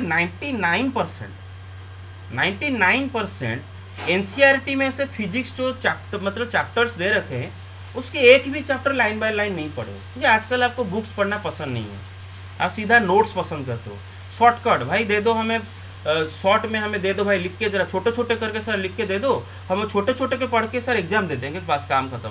हमें तो सिर्फ सर 99% से मतलब है, हमें कॉन्सेप्ट से कोई भी मतलब नहीं है, हमें बुक नहीं पढ़ना है, हमें मोटे मोटे किताब क्यों पढ़ना है, हमें पतला किताब दो। हम जितना जल्दी इसको पढ़ के मतलब जाके बाहर गेम खेलेंगे, पबजी खेलेंगे, वो खेलेंगे, हमें ये सब उससे क्या लेना देना फिजिक्स का कॉन्सेप्ट से। बेटे आपको याद, आपको फेसबुक यूज़ करते हो सब, कोई तो यूज़ करते होगे। ये एक देखो बेटे, एक मीम्स आता है कि दो ट्यूटोरियल होते हैं साइड बाय साइड। एक ट्यूटोरियल में लिखा होता है, उसमें वो बोर्ड लगा है, कॉन्सेप्ट्स आर टॉट हियर। मेरा बात समझ रहे हो? Concepts are taught here. अरे क्लियर? हेलो। Yes, sir. हाँ। Yes, sir. दूसरा ट्यूटोरियल में होर्डिंग लगा है, Yes, sir. दूसरा ट्यूटोरियल में होर्डिंग लगा है 99% रिजल्ट। अब देखो ये पहला वाला ट्यूटोरियल खाली लगा है, मतलब इसके आगे कोई नहीं जा रहा है, सारे बच्चे ये ट्यूटोरियल के अंदर जा रहे हैं। जैसे भाई 99% रख के वो मतलब आसमान ज़मीन एक कर देंगे। जैसे भाई 99% रख के भी अनएम्प्लॉयड होके घूमोगे अगर आपको कॉन्सेप्ट मालूम नहीं है तो, क्योंकि मार्क रख देना कोई बड़ा बात नहीं है, कॉन्सेप्ट समझना ज़्यादा बड़ा बात है। और कॉन्सेप्ट समझ पाते हो जब आप बुक्स पढ़ते हो, इसको ये तब कर पाते हो जब आप नोट्स पढ़ते हो। ये नोट्स पढ़ने से होता है और ये बुक्स पढ़ने से होता है। इसको करते हैं इंटेलिजेंट बच्चे, इसको करते हैं रट्टू तोता, है ना, जो रट्टा मारते हैं, रट्टू तोता। मेरे बात समझ रहे हो? रट्टू तोता, ये रट्टू तोता और ये इंटेलिजेंट बच्चे। Yes, sir. Yes, sir. तो it's up to you now, it's up to you to decide कि आप इंटेलिजेंट बच्चों के बीच में शामिल होना चाहते हो कि रट्टू तोता के बीच में शामिल होके 99% रख के उसके नेक्स्ट दिन घर में न्यूज़पेपर वाले आएंगे, पेपर फोटो लेके फोटो पेपर में छप जाएगा, उसके दिन वो पेपर क्या होगा बेटे, उसके ऊपर मतलब बड़ा पकौड़ी रख के कोई खाएगा। अरे मेरी बात समझ रहे हो? Yes. Yes, sir. हाँ, Yes, sir. आपका जो फोटो लगा हुआ ना पेपर में, colour photo times of India में, वो दूसरे दिन उसमें पकौड़ी कोई खा रहा होगा भाई। और तो मैं लैंग्वेज और ख़राब नहीं करना चाहता हूँ, गांव में मतलब टॉयलेट भी मतलब कर लेते हैं पेपर में बैठ के। मेरा बात समझ रहे हो? कोई बड़ा बात नहीं है, वो कोई तीर मारना नहीं है, तीर मारना है कॉन्सेप्ट अगर सीखते हो। क्योंकि बेटे आपको याद रखो कि जो बच्चा कॉन्सेप्ट सीख के 90% बोर्ड में भी रखता है उसका ज़्यादा चांस है आईआईटी क्रैक करना, और जो बच्चा रट्टा मार के 99% सीबीएसई में रखा है उसका कम चांस है आईआईटी लगाना, इसका ज़्यादा चांस है। और ये बच्चा का एक दिन सैलरी पर मंथ 1 करोड़ हो जाएगा, तब तक ये बच्चा का सैलरी इतना नहीं हो पाएगा। मेरे बात समझ रहे हो? तो आपके ऊपर Yes, डिपेंड sir. करता है कौन सा बच्चा होना चाहते हो। बस एक दिन का एक दिन खुश होना चाहते हो, पापा मम्मी खुश, मिठाई बट गया, पड़ोसी खुश, पड़ोसी के कुत्ते खुश, न्यूज़पेपर वाले खुश, न्यूज़पेपर फोटो छप गया, वो होना चाहते हो कि ज़िंदगी भर पर मंथ 1 करोड़ रुपया कमाने की हैसियत बनाना चाहते हो? तो अगर ये बनना चाहते हो तो बेटे बुक्स पढ़ा करो, एनसीईआरटी किताब को लाइन बाय लाइन पढ़ा करो, ठीक है? नहीं तो एक दिन का हैप्पीनेस ही है। आई होप आप समझ पा रहे हो मेरा बात, right? Yes. Yes, sir. Yes, Yes, sir. मैं खुद देखा हूँ भाई, आपका जो एनसीईआरटी फिजिक्स बुक है मैं खुद पढ़ा हूँ उसको, इतने इजीली लिखा है, और आप मुझे कंप्लेन करते हो बार बार, सर हमारा फिजिक्स नहीं होता है। अरे नहीं होता है तो क्या हुआ, बुक्स तो पढ़ो ना, बुक्स पढ़ने से हो जाएगा। अब खाली नोट्स को देखते रहोगे, ताड़ते रहोगे, मुझे नोट्स मिल जाए मैं पढ़ लूँगा, नोट्स मिल जाए मैं पढ़ लूँगा, सर मुझे बता दो, डिटेल में बता दो ये क्या है। क्यों आपको सर भगवान ने आपको क्यों दिमाग दिए हैं? आपको तो भी दिमाग दिया गया है ना कि आप अपना दिमाग को इस्तेमाल करो, सारे दिमाग हम टीचर इस्तेमाल करेंगे। You get my point so far? Okay, Yes, sir. Yes, sir. अच्छा ठीक है। तो म्यूचुअल एक्सक्लूसिव खत्म हो गया। अच्छा, एक्सक्लूड ईच अदर वर्ड का मतलब क्या होता है बेटे? फॉर एग्जाम्पल जैसे देखो, कि मतलब एक चीज़ दूसरे चीज़ को एक्सक्लूड करना, उसका अपोजिट है इंक्लूड करना, है ना। जैसे कि फॉर एग्जांपल एक मीटिंग चल रहा है, ठीक है ना, एक मीटिंग चल रहा है, दो फ्रेंड है, उनके बीच में झगड़ा है ना, उनके बीच में झगड़ा हो गया, दो फ्रेंड बोले भाई तू अगर वो मीटिंग में जाएगा मैं नहीं जाऊँगा, वो बोले तू अगर जाएगा तो मैं नहीं जाऊँगा, है ना, मतलब दोनों कभी एक साथ नहीं जाएंगे, अगर ये जाता है वो नहीं जाता, अगर वो जाता है ये नहीं जाता, मेरे बात समझ रहे हो। तो हम क्या बोलेंगे कि दे एक्सक्लूड ईच अदर, मेरे बात समझ रहे हो, they exclude each other. Clear? Yes, sir. Yes, sir. Okay आगे चलते हैं। ये वाला भी समझ गए। यहाँ पर ये दोनों म्यूचुअल एक्सक्लूसिव नहीं होंगे क्योंकि इवेंट ए इवेंट बी में कॉमन एलिमेंट आप देख सकते हो, 135 इसमें 13 है, इसमें भी 13 है ना। They have some common elements, A B का इंटरसेक्शन यहाँ पर 5 नहीं है। That is why we shall say that A and B are not mutually exclusive. Clear? Yes. Okay और इधर वेरी वेरी इंपॉर्टेंट चीज लिखा है, ये रिमार्क। ओके देखो बेटे रिमार्क क्या देख लेके देखो बड़े पढ़ते हैं, और ये रिमार्क को समझने के लिए मैं खुद यहाँ पर लिख के आपको दिखाता हूँ। बेटे वही एग्जाम्पल ले जाते हैं कि रोलिंग ए डाई वंस, ठीक है, और बेटे इसका सैंपल स्पेस क्या होता है? 1, 2, 3, 4, 5, Sir, 6. 1, 2, 3, 5, 6. ओके अब मुझे एक बात बताओ बेटे कि सिंपल इवेंट याद होगा आपको, सिंपल इवेंट या फिर एलिमेंटरी इवेंट, वो क्या होता है? Yes, sir. वो क्या होता है बेटे? Singleton subsets So of the sample singleton. Sums, Yes. Right. जो इवेंट में सिर्फ एक ही एलिमेंट हो उसको बोलते हैं सिंपल इवेंट। ये सब एक एक सिंपल इवेंट है ना। एक ही एलिमेंट वाले इवेंट को हम क्या बोलते हैं बेटे? हेलो,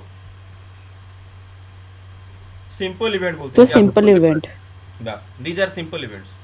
अच्छा these are all possible simple events, क्योंकि इनके अलावा और कोई सिंपल इवेंट इस एक्सपेरिमेंट का नहीं है, क्योंकि ये सब मैंने लिख दिया, सारे सिंगलटन सबसेट इस सैंपल स्पेस का लिख दिया। और कोई सिंपल इवेंट इसका बना सकते हो ये एक्सपेरिमेंट का? नहीं ना। No, sir. अच्छा बेटे एक चीज नोटिस करो बेटे कि सारे के सारे सिंपल इवेंट एक दूसरे के साथ म्यूचुअली एक्सक्लूसिव है, मतलब दोनों में कुछ भी कॉमन नहीं है। देखो ये दोनों में कुछ कॉमन है क्या? ये दोनों में, अरे ये दोनों, No, sir. ये दोनों में No, कुछ sir. कॉमन है No, क्या? sir. नहीं ना। ये दोनों में कुछ कॉमन है क्या? नहीं ना। ये दोनों No, में कुछ sir. कॉमन है क्या? नहीं ना। ये दोनों में कुछ कॉमन है क्या? नहीं ना। इनमें से कोई भी दो सिंपल इवेंट एक दूसरे के साथ कॉमन एलिमेंट नहीं शेयर करते, कॉमन एलिमेंट शेयर नहीं करते। तो हम क्या बोलेंगे बेटे कि all the simple events are mutually exclusive. ठीक है, तो ये लिखा है simple Yes, sir. Events of a sample space are always mutually exclusive. Clear? आगे चलते हैं। हो गया भाई? Okay Yes, sir. ओके अब देखेंगे Yes, बेटे एग्जॉस्टिव इवेंट्स। क्या बोलेंगे बेटे? Exhaustive event. और मैं आपको यहाँ पर याद रखवा दूंगा कि एग्जॉस्टिव इवेंट को कैसे आप याद रखोगे कि उसका मतलब क्या है, क्योंकि बच्चे भूल जाते हैं, और भूलने का कारण ये कि वो एग्जॉस्टिव वर्ड का मतलब नहीं समझते हैं। कुछ तो कारण होगा, उसको एग्जॉस्टिव वर्ड दे रखे हैं, है ना। देखो बेटे एग्जॉस्टिव इवेंट डायरेक्ट बुक से ही देख लेते हैं, एग्जाम्पल डायरेक्ट बुक से ही देख लेते हैं। अच्छा सबका अटेंशन इधर है। अच्छा कोई बुरा मान गया कि मेरे बात को? कोई गुस्सा हो गया क्या मेरे बात पर? No No, sir. sir. नहीं ना। हाँ सच हमेशा क्या होता है? अरे सच हमेशा क्या होता है? कड़वा होता है ना, बिटर ट्रूथ बोलते हैं ना, इसीलिए सच को हजम Yes. करना। हाँ सच हजम करना बड़ा बात है। वो तो जो आपका असली भलाई चाहता है वो आपको सच बोलेगा, जो आपका बुरा चाहता है वो आपके सामने आपको फ्लैटर करेगा, खाली आपका अच्छा बोलेगा, लेकिन आपको आप गलत क्या करे वो नहीं बोलेगा। तो exhaustive event, consider the experiment of throwing a die. एक डाई को एक बार थ्रो करना एक्सपेरिमेंट है। अब सैंपल स्पेस ये है 1 2 3 4 5 6, और कुछ इवेंट लेते हैं। Event A number less than 4 appears. तो बेटे इस इवेंट में क्या क्या एलिमेंट रहेगा? 1 2 3, क्योंकि ये तीनों 4 से छोटे हैं, राइट। लेस देन 4 अपीयर्स उसने बोला है। क्लियर? दूसरा इवेंट बी देखते हैं। A number greater than 2 but less than 5 appears, मतलब 2 से बड़ा लेकिन 5 से छोटा। तो 3 4, राइट, इनको लेके इवेंट बी बना है। Clear? Event C Yes, sir.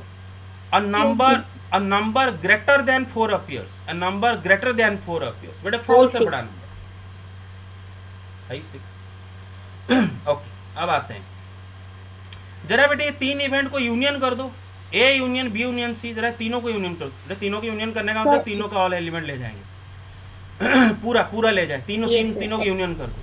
क्या होता है देखो जरा, पूरा सैंपल स्पेस मिल जाता है, देख रहे हो? देखो तीनों को यूनियन करो, 1 2 3 4 5 6 सब इसमें आ जाएंगे। सर हाँ यस, सैंपल सेट का ब्रेक डाउन करने से एग्जॉस्टिव सेट आता है। सैंपल स्पेस को ब्रेक डाउन करने से अलग करना। हाँ yes yes yes, very good, वो पढ़ेंगे एक्चुअली म्यूचुअल एक्सक्लूसिव एग्जॉस्टिव में वो पढ़ेंगे। लेकिन फिलहाल यहाँ पर एक चीज़ देखो, ये तीनों इवेंट को यूनियन करने से हमें सैंपल स्पेस मिल गया, राइट? राइट, मतलब Yes, sir. हाँ, तो इस वजह से हम यहाँ पर ए बी सी को क्या बोलेंगे बेटे? Exhaustive events. क्या बोलेंगे बेटे? Exhaustive events. A B C are called exhaustive events. A B C को मैं क्यों एग्जॉस्टिव इवेंट्स बोल रहा हूँ? क्योंकि तीनों का union is the sample space itself. तो बेटे यहाँ पर वही लिखा है कि if E1 union E2 union E3 union dot dot dot En, मानो E1 से लेके En तक देयर आर n इवेंट्स, और अगर मैं उनका यूनियन कर दूं और मुझे सैंपल स्पेस रिटर्न में मिलता है, तो मैं क्या बोलूँगा कि E1 से लेके En तक they are what? Exhaustive events, अगर उनका यूनियन सैंपल स्पेस होता है तो। मेरे बात समझ गए? अब Yes, sir. अब बात आता है कि इसको एग्जॉस्टिव क्यों बोलते हैं, क्योंकि एग्जॉस्टिव वर्ड का क्या मतलब इसके साथ है। बेटा आप सब स्कूल में सोशल स्टडीज में पढ़ते हो गए ना एग्जॉस्ट, बेटा कि the rate at which we are consuming petroleum one day will come when all the petroleum of earth will be exhausted, है ना? हम जो रेट में पेट्रोलियम यूज़ करते हैं, एक दिन आएगा कि अर्थ का सारे पेट्रोलियम एग्जॉस्टेड हो जाएगा। मेरे बात समझ रहे हो? Yes, sir. Yes, sir. Yes, sir. Exhaust हो जाएगा मतलब सब खत्म हो जाएगा, सब कंप्लीट हो जाएगा, सब खत्म हो जाएगा, है ना? कुछ नहीं बचेगा, ठीक है ना? कुछ नहीं बचेगा। I am exhausted, I am completely tired, है ना? कुछ नहीं बचेगा। बिल्कुल उसी तरह बेटे यहाँ पर जब हम ये तीन सेट को यूनियन कर देते हैं, हमें सैंपल्स पूरा का पूरा सैंपल स्पेस मिल जाता है, कंप्लीट हो जाता है, पूरा का पूरा सैंपल स्पेस मिल जाता है। जब तीनों का यूनियन कर देते हैं, पूरा का पूरा कंप्लीट सैंपल स्पेस, और कोई भी आउटकम नहीं बचता है। इसीलिए हम इनको क्या बोलते हैं बेटे? एग्जॉस्टिव इवेंट्स बोलते हैं। क्या बोलते हैं? एग्जॉस्टिव। अरे मेरे बात समझ गए बेटे क्लियरली? हेलो, क्लैरिटी के साथ? Yes, sir. Yes, sir.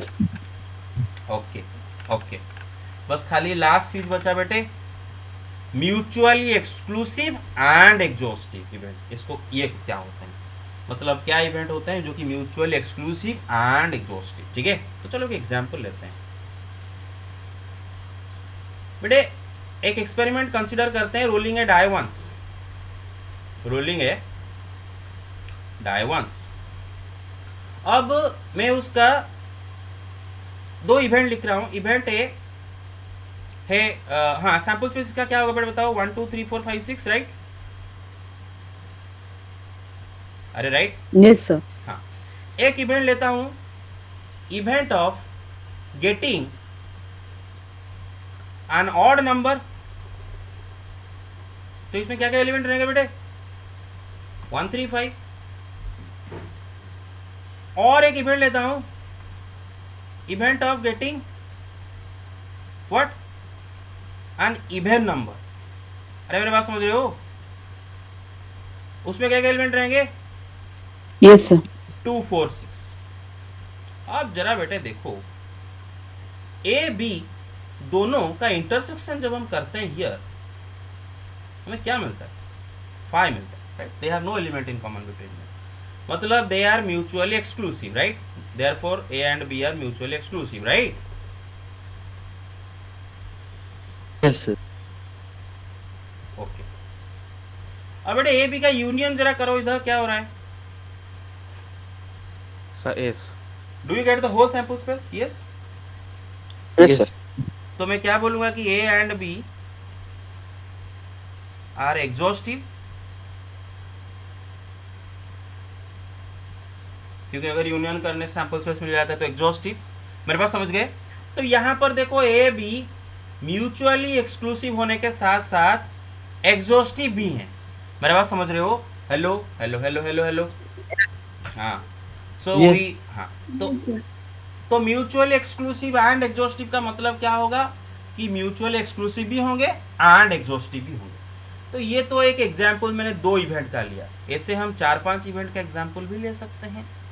जैसे कि एक इवेंट लेते हैं इधर, हाँ पहले तो उसमें क्या दे रखा है वो मैं पढ़ देता हूँ, पढ़ के आपको सुना देता हूँ कि let sorry in other words event even, हाँ ये एग्जॉस्टिव खत्म हो गया, हाँ यस ये तो खत्म हो गया, एग्जॉस्टिव खत्म हो गया। अच्छा बेटे देखो further E I intersection if E I intersection E J is equal to phi for I not equal to J, इसका क्या मतलब होता है? हेलो क्या इसका मतलब होता है? E I intersection E J is equal to phi for I not equal to J. अरे आई जे यहाँ पर क्या है भाई? सब्सक्रिप्शन है भाई, ये आई के ई के नीचे आई लिखा है, ई के नीचे जे लिखा है, देखा है मेरे पास, समझ रहे हो? मतलब अगर आई जे दो सेम नंबर नहीं लेते, मान लो E1 E2 E1 E3, मतलब देखो बेटे अगर E1 से लेके En तक ये सारे इवेंट है ना बेटे, अगर मैं ये सबको यूनियन कर दूं और मुझे अगर सैंपल स्पेस मिलता है, मेरा बात समझ रहे हो? अगर सारे इवेंट को यूनियन कर दूं और मुझे अगर रिटर्न में सैंपल स्पेस मिल जाता है तो मुझे पता है इनको मैं क्या बोलूँगा? एग्जॉस्टिव बोलूँगा। और अगर ये सारे के सारे इवेंट म्यूचुअली एक्सक्लूसिव है, मतलब E1 E2 म्यूचुअल एक्सक्लूसिव, मतलब E1 E2 में कोई भी कॉमन नहीं है, E1 E3 म्यूचुअल एक्सक्लूसिव, उन दोनों में कुछ कॉमन नहीं है, E2 E3 ये भी म्यूचुअल एक्सक्लूसिव, मतलब ये सारे के सारे एक दूसरे के साथ म्यूचुअल एक्सक्लूसिव। मेरे बात समझ रहे हो? कोई भी 2 इवेंट के बीच में कुछ भी एलिमेंट कॉमन नहीं है, मेरे बात समझ रहे हो? Hello yes sir. Yes. हाँ तो इन दिस केस E1 से लेके En ये जो सारे इवेंट्स हैं इनको हम क्या बोलेंगे? म्यूचुअली एक्सक्लूसिव एंड एग्जॉस्टिव, क्योंकि एक तो ये एक दूसरे के साथ एक्सक्लूसिव है, दूसरे का दूसरा है, इनका यूनियन भी सैंपल्स में सारा है, तो they are mutually exclusive and exhaustive. I hope you get it right. Hello Yes. हाँ तो एग्जॉस्टिव, ओके एग्जॉस्टिव इवेंट के बारे में और एक चीज़ मैंने बोलना अभी बोलेंगे, बस खाली एक लास्ट नोट बचा। अरे बेटा सब समझ में आ रहा है ना? हेलो फिर गुस्सा हो जा रहा है मेरे पर? Hello Yes. Okay okay okay okay yes sir. हाँ तो एग्जॉस्टिव इवेंट का एक मतलब इधर से देखते हैं पहले क्या उसने लिखा है कि if at least one of them necessarily occurs whenever, sorry इधर लिखा है डेफिनेशन इन अदर वर्ड्स, मतलब एग्जॉस्टिव इवेंट्स का डेफिनेशन इन अदर वर्ड्स उसने क्या लिखा है देखो। पहले मैं इसको इरेज कर लूँ पूरा क्लियरली। हाँ पहले तो उसने ये लिखा है कि अगर ऐसा होता है तो हम बोलेंगे कि E1 E2 E3 और dot dot En are exhaustive events, इतना तो समझ में आता है। फिर दो क्या लिखा है? इन अदर वर्ड्स हम और क्या बोल सकते हैं कि event C1 E2 dot dot En are said to be exhaustive, उनको हम एग्जॉस्टिव तब बोलेंगे if at least one of them necessarily occurs whenever the experiment is performed। मतलब E1 से लेके En ये सारे इवेंट्स को मैं तब एग्जॉस्टिव इवेंट बोलूंगा अगर, ये तो ठीक है उनका यूनियन सैंपल स्पेस वो समझ में आता है, लेकिन अगर वर्ड में बोले कि बेटे जब भी आप एक्सपेरिमेंट परफॉर्म करोगे ना, जब भी एक्सपेरिमेंट परफॉर्म करोगे, जब भी करोगे, ये E1 से लेके En में से कोई ना कोई इवेंट, कम से कम एक इवेंट तो होगा ही होगा। मेरे बात समझ रहे हो? कोई ना कोई इवेंट तो अकर होगा ही होगा E1 से लेके En के बीच में जितने सारे इवेंट। एक एग्जांपल देख लो भाई इधर से। अरे समझ रहे हो सब? Hello hello hello yes sir. Sir, no, Yes, sir. sir. नहीं Yes, हाँ समझाता हूँ। स्ट्रेस मत लो, इधर से समझो एग्जांपल दे रहा हूँ। देखो ये एग्जांपल में ABC एग्जॉस्टिव है राइट, क्योंकि दोनों का तीनों का यूनियन सैंपल स्पेस आ रहा है राइट। अब आप जरा सोचो कि Yes, sir. अब जरा सोचो बेटे कि आप जब भी एक्सपेरिमेंट परफॉर्म करोगे, मतलब यहाँ पर एक्सपेरिमेंट क्या है? डाई को रोल करना। जब भी डाई को रोल करोगे ABC में से कोई ना कोई इवेंट तो अकर होगा ही होगा, कोई ना कोई, मतलब कोई एक अकर होगा या फिर 2 अकर होगा या फिर तीनों के तीनों अकर होगा, कुछ भी होगा, लेकिन कम से कम एक तो अकर होना ही है जब भी एक्सपेरिमेंट परफॉर्म करो। जरा चेक करो भाई क्योंकि तीनों का यूनियन सैंपल स्पेस आ जाता है। जरा चेक करो, क्योंकि तीनों का सारे एलिमेंट को अगर मिला दे तो सारे सैंपल स्पेस का ऑल पॉसिबल आउटकम मिल जाते हैं। जरा चेक करो।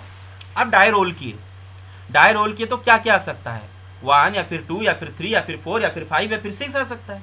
ओके, तो आपका डाई का नंबर अगर 1 आता है तो देखो इवेंट ऑकर हो गया ना, अगर 2 आता है तो देखो इवेंट 2 ऑकर हो गया ना, सॉरी इवेंट ऑकर हो गया ना। अगर डाई का आउटकम 3 आता है देखो ए बी दोनों ऑकर हो गए। अगर डाई का आउटकम 4 आता है तो बी ऑकर हो गया। अगर डाई का आउटकम 5 आता है तो सी ऑकर हो गया। अगर डाई का आउटकम 6 आता है तो सी ऑकर हो गया। तो देखे भाई और कोई डाई का आउटकम आ सकता है क्या? अरे समझ रहे हो? हाँ, मतलब यहाँ पर डाई का आउटकम कुछ भी आ रहा हो, एक्सपेरिमेंट का रिजल्ट कुछ भी आ रहा हो, ए बी सी में से कोई ना कोई हमेशा आकर होता है। Right? Clear? Hello? Yes sir. हाँ, यस सर। कम से कम कोई है, मतलब एक अकर हो। जैसे कि यहाँ पर अगर 1 आता है तो इनमें से सिर्फ अकेला ए अकर होता है, बाकी नहीं अकर होते हैं। लेकिन जब 3 आता है तो ए बी दोनों अकर होते हैं। तो कम से कम कोई एक तो अकर होगा ही होगा। ऐसा कभी भी नहीं होगा कि इन सबको हम एग्जॉस्टिव बोल रहे हैं और एक्सपेरिमेंट हुआ और आउटकम निकला और इनमें से कोई भी इवेंट अकर नहीं हुआ। ऐसा कभी भी नहीं होगा, क्योंकि दे आर एग्जॉस्टिव मतलब उनका सारे आउटकम को जब हम कंबाइन कर दिए तो हमें पूरा सैंपल स्पेस मिल जाता है, मतलब ऑल पॉसिबल आउटकम मिल जाता है। मतलब इसका मतलब ये समझ लो कि उनमें कंबाइंडली, है ना, कंबाइंडली उनमें ऑल पॉसिबल आउटकम्स हो जाते हैं। राइट? ए बी सी को अगर कंबाइन कर दे सारे पॉसिबल आउटकम आ जाते हैं। तो कुछ भी एक्सपेरिमेंट जब भी परफॉर्म होगा इन तीनों में से कोई ना कोई परफॉर्म होगा, अकर हो जाएगा ऑटोमेटिकली। मेरा बात समझ गए बेटा clearly? Hello? Yes sir. Yes, sir. तो यस सर। बस, तो थ्योरी ऑफ इवेंट खत्म, म्यूचुअल एक्सक्लूसिव एग्जॉस्टिव का मतलब खत्म। अच्छा, इधर एक नोट उसने लिखा नहीं है तो हम लिख देते हैं। इधर एक नोट हम लिखेंगे, आप जरा उसको लिखोगे नोट में। तो बेटा देखो, इधर ही लिख लेता हूँ व्हाइट बोर्ड में। अच्छा, वही एक्सपेरिमेंट ले रहे हैं। Experiment is rolling a die, rolling a die. इसका सैंपल स्पेस क्या होगा बेटा? बताओ जल्दी जल्दी बताओ। 1 2 3 4 5 6 1 2 3 4 5 6। ओके। अब इसके कितने सिंपल इवेंट हम बना सकते हैं? सिंपल इवेंट या फिर एलिमेंटरी इवेंट कितने बना सकते हैं? 6। 6। हाँ बेटा, वार्डिंग को याद रखो। हाँ, मतलब इसका यही 6 सिंपल इवेंट हम बना सकते हैं, मतलब ये एक्सपेरिमेंट का। एक चीज़ बेटा नोटिस करो, ये सारे सिंपल इवेंट इनका अगर यूनियन कर दिया जाए तो हमें पूरा सैंपल स्पेस मिल जाएगा। जरा चेक करो। अरे भाई ये सब सेट का यूनियन कर दो भाई, पूरा Yes, sir. सैंपल स्पेस नहीं मिल जाएगा? Yes sir. Yes, sir. एक सेट का सारे सिंगलटन सबसेट को यूनियन कर दो तो पूरा सैंपल स्पेस मिल जाता है।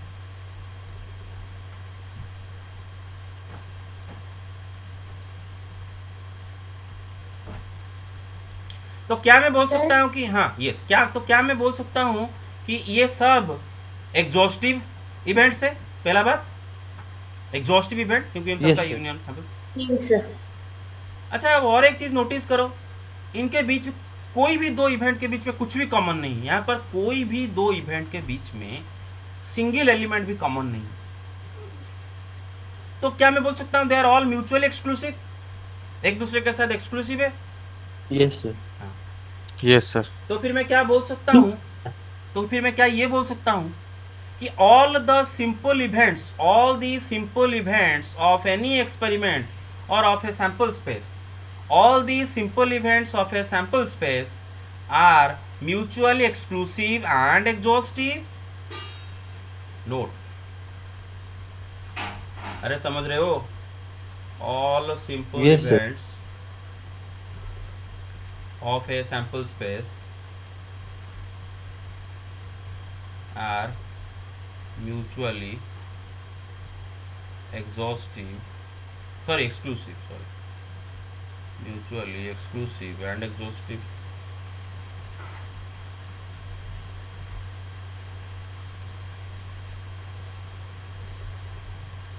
क्लियर?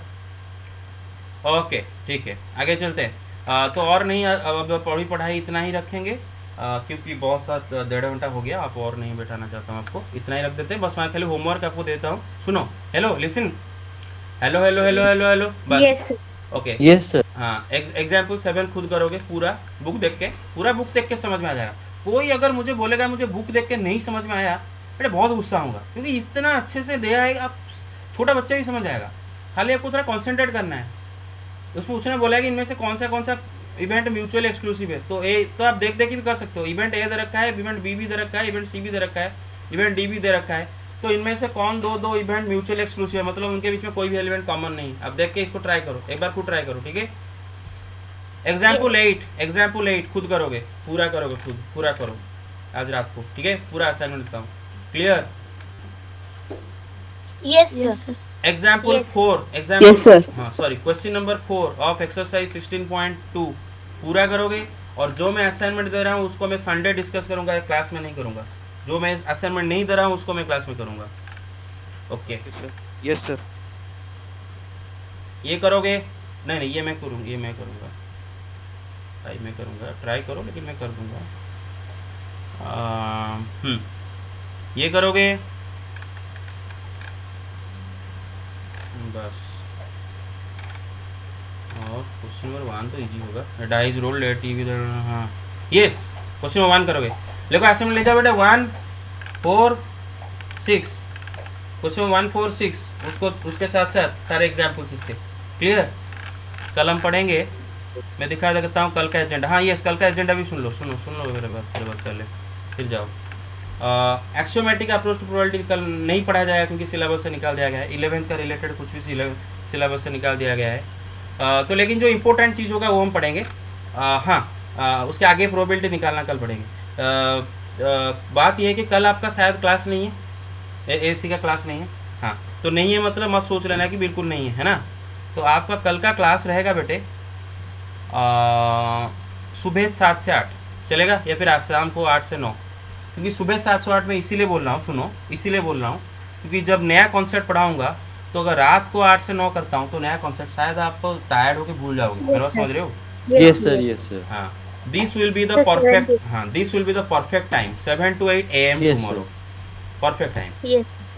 तो 7 to 8 AM कल क्लास होगा। 6:45 में आपको मैंने 6:50 में मैं आपको ज्वाइन नाउ बोलूँगा, तो तुरंत ज्वाइन करना और 7 बजे से पहले ही ज्वाइन कर लेना।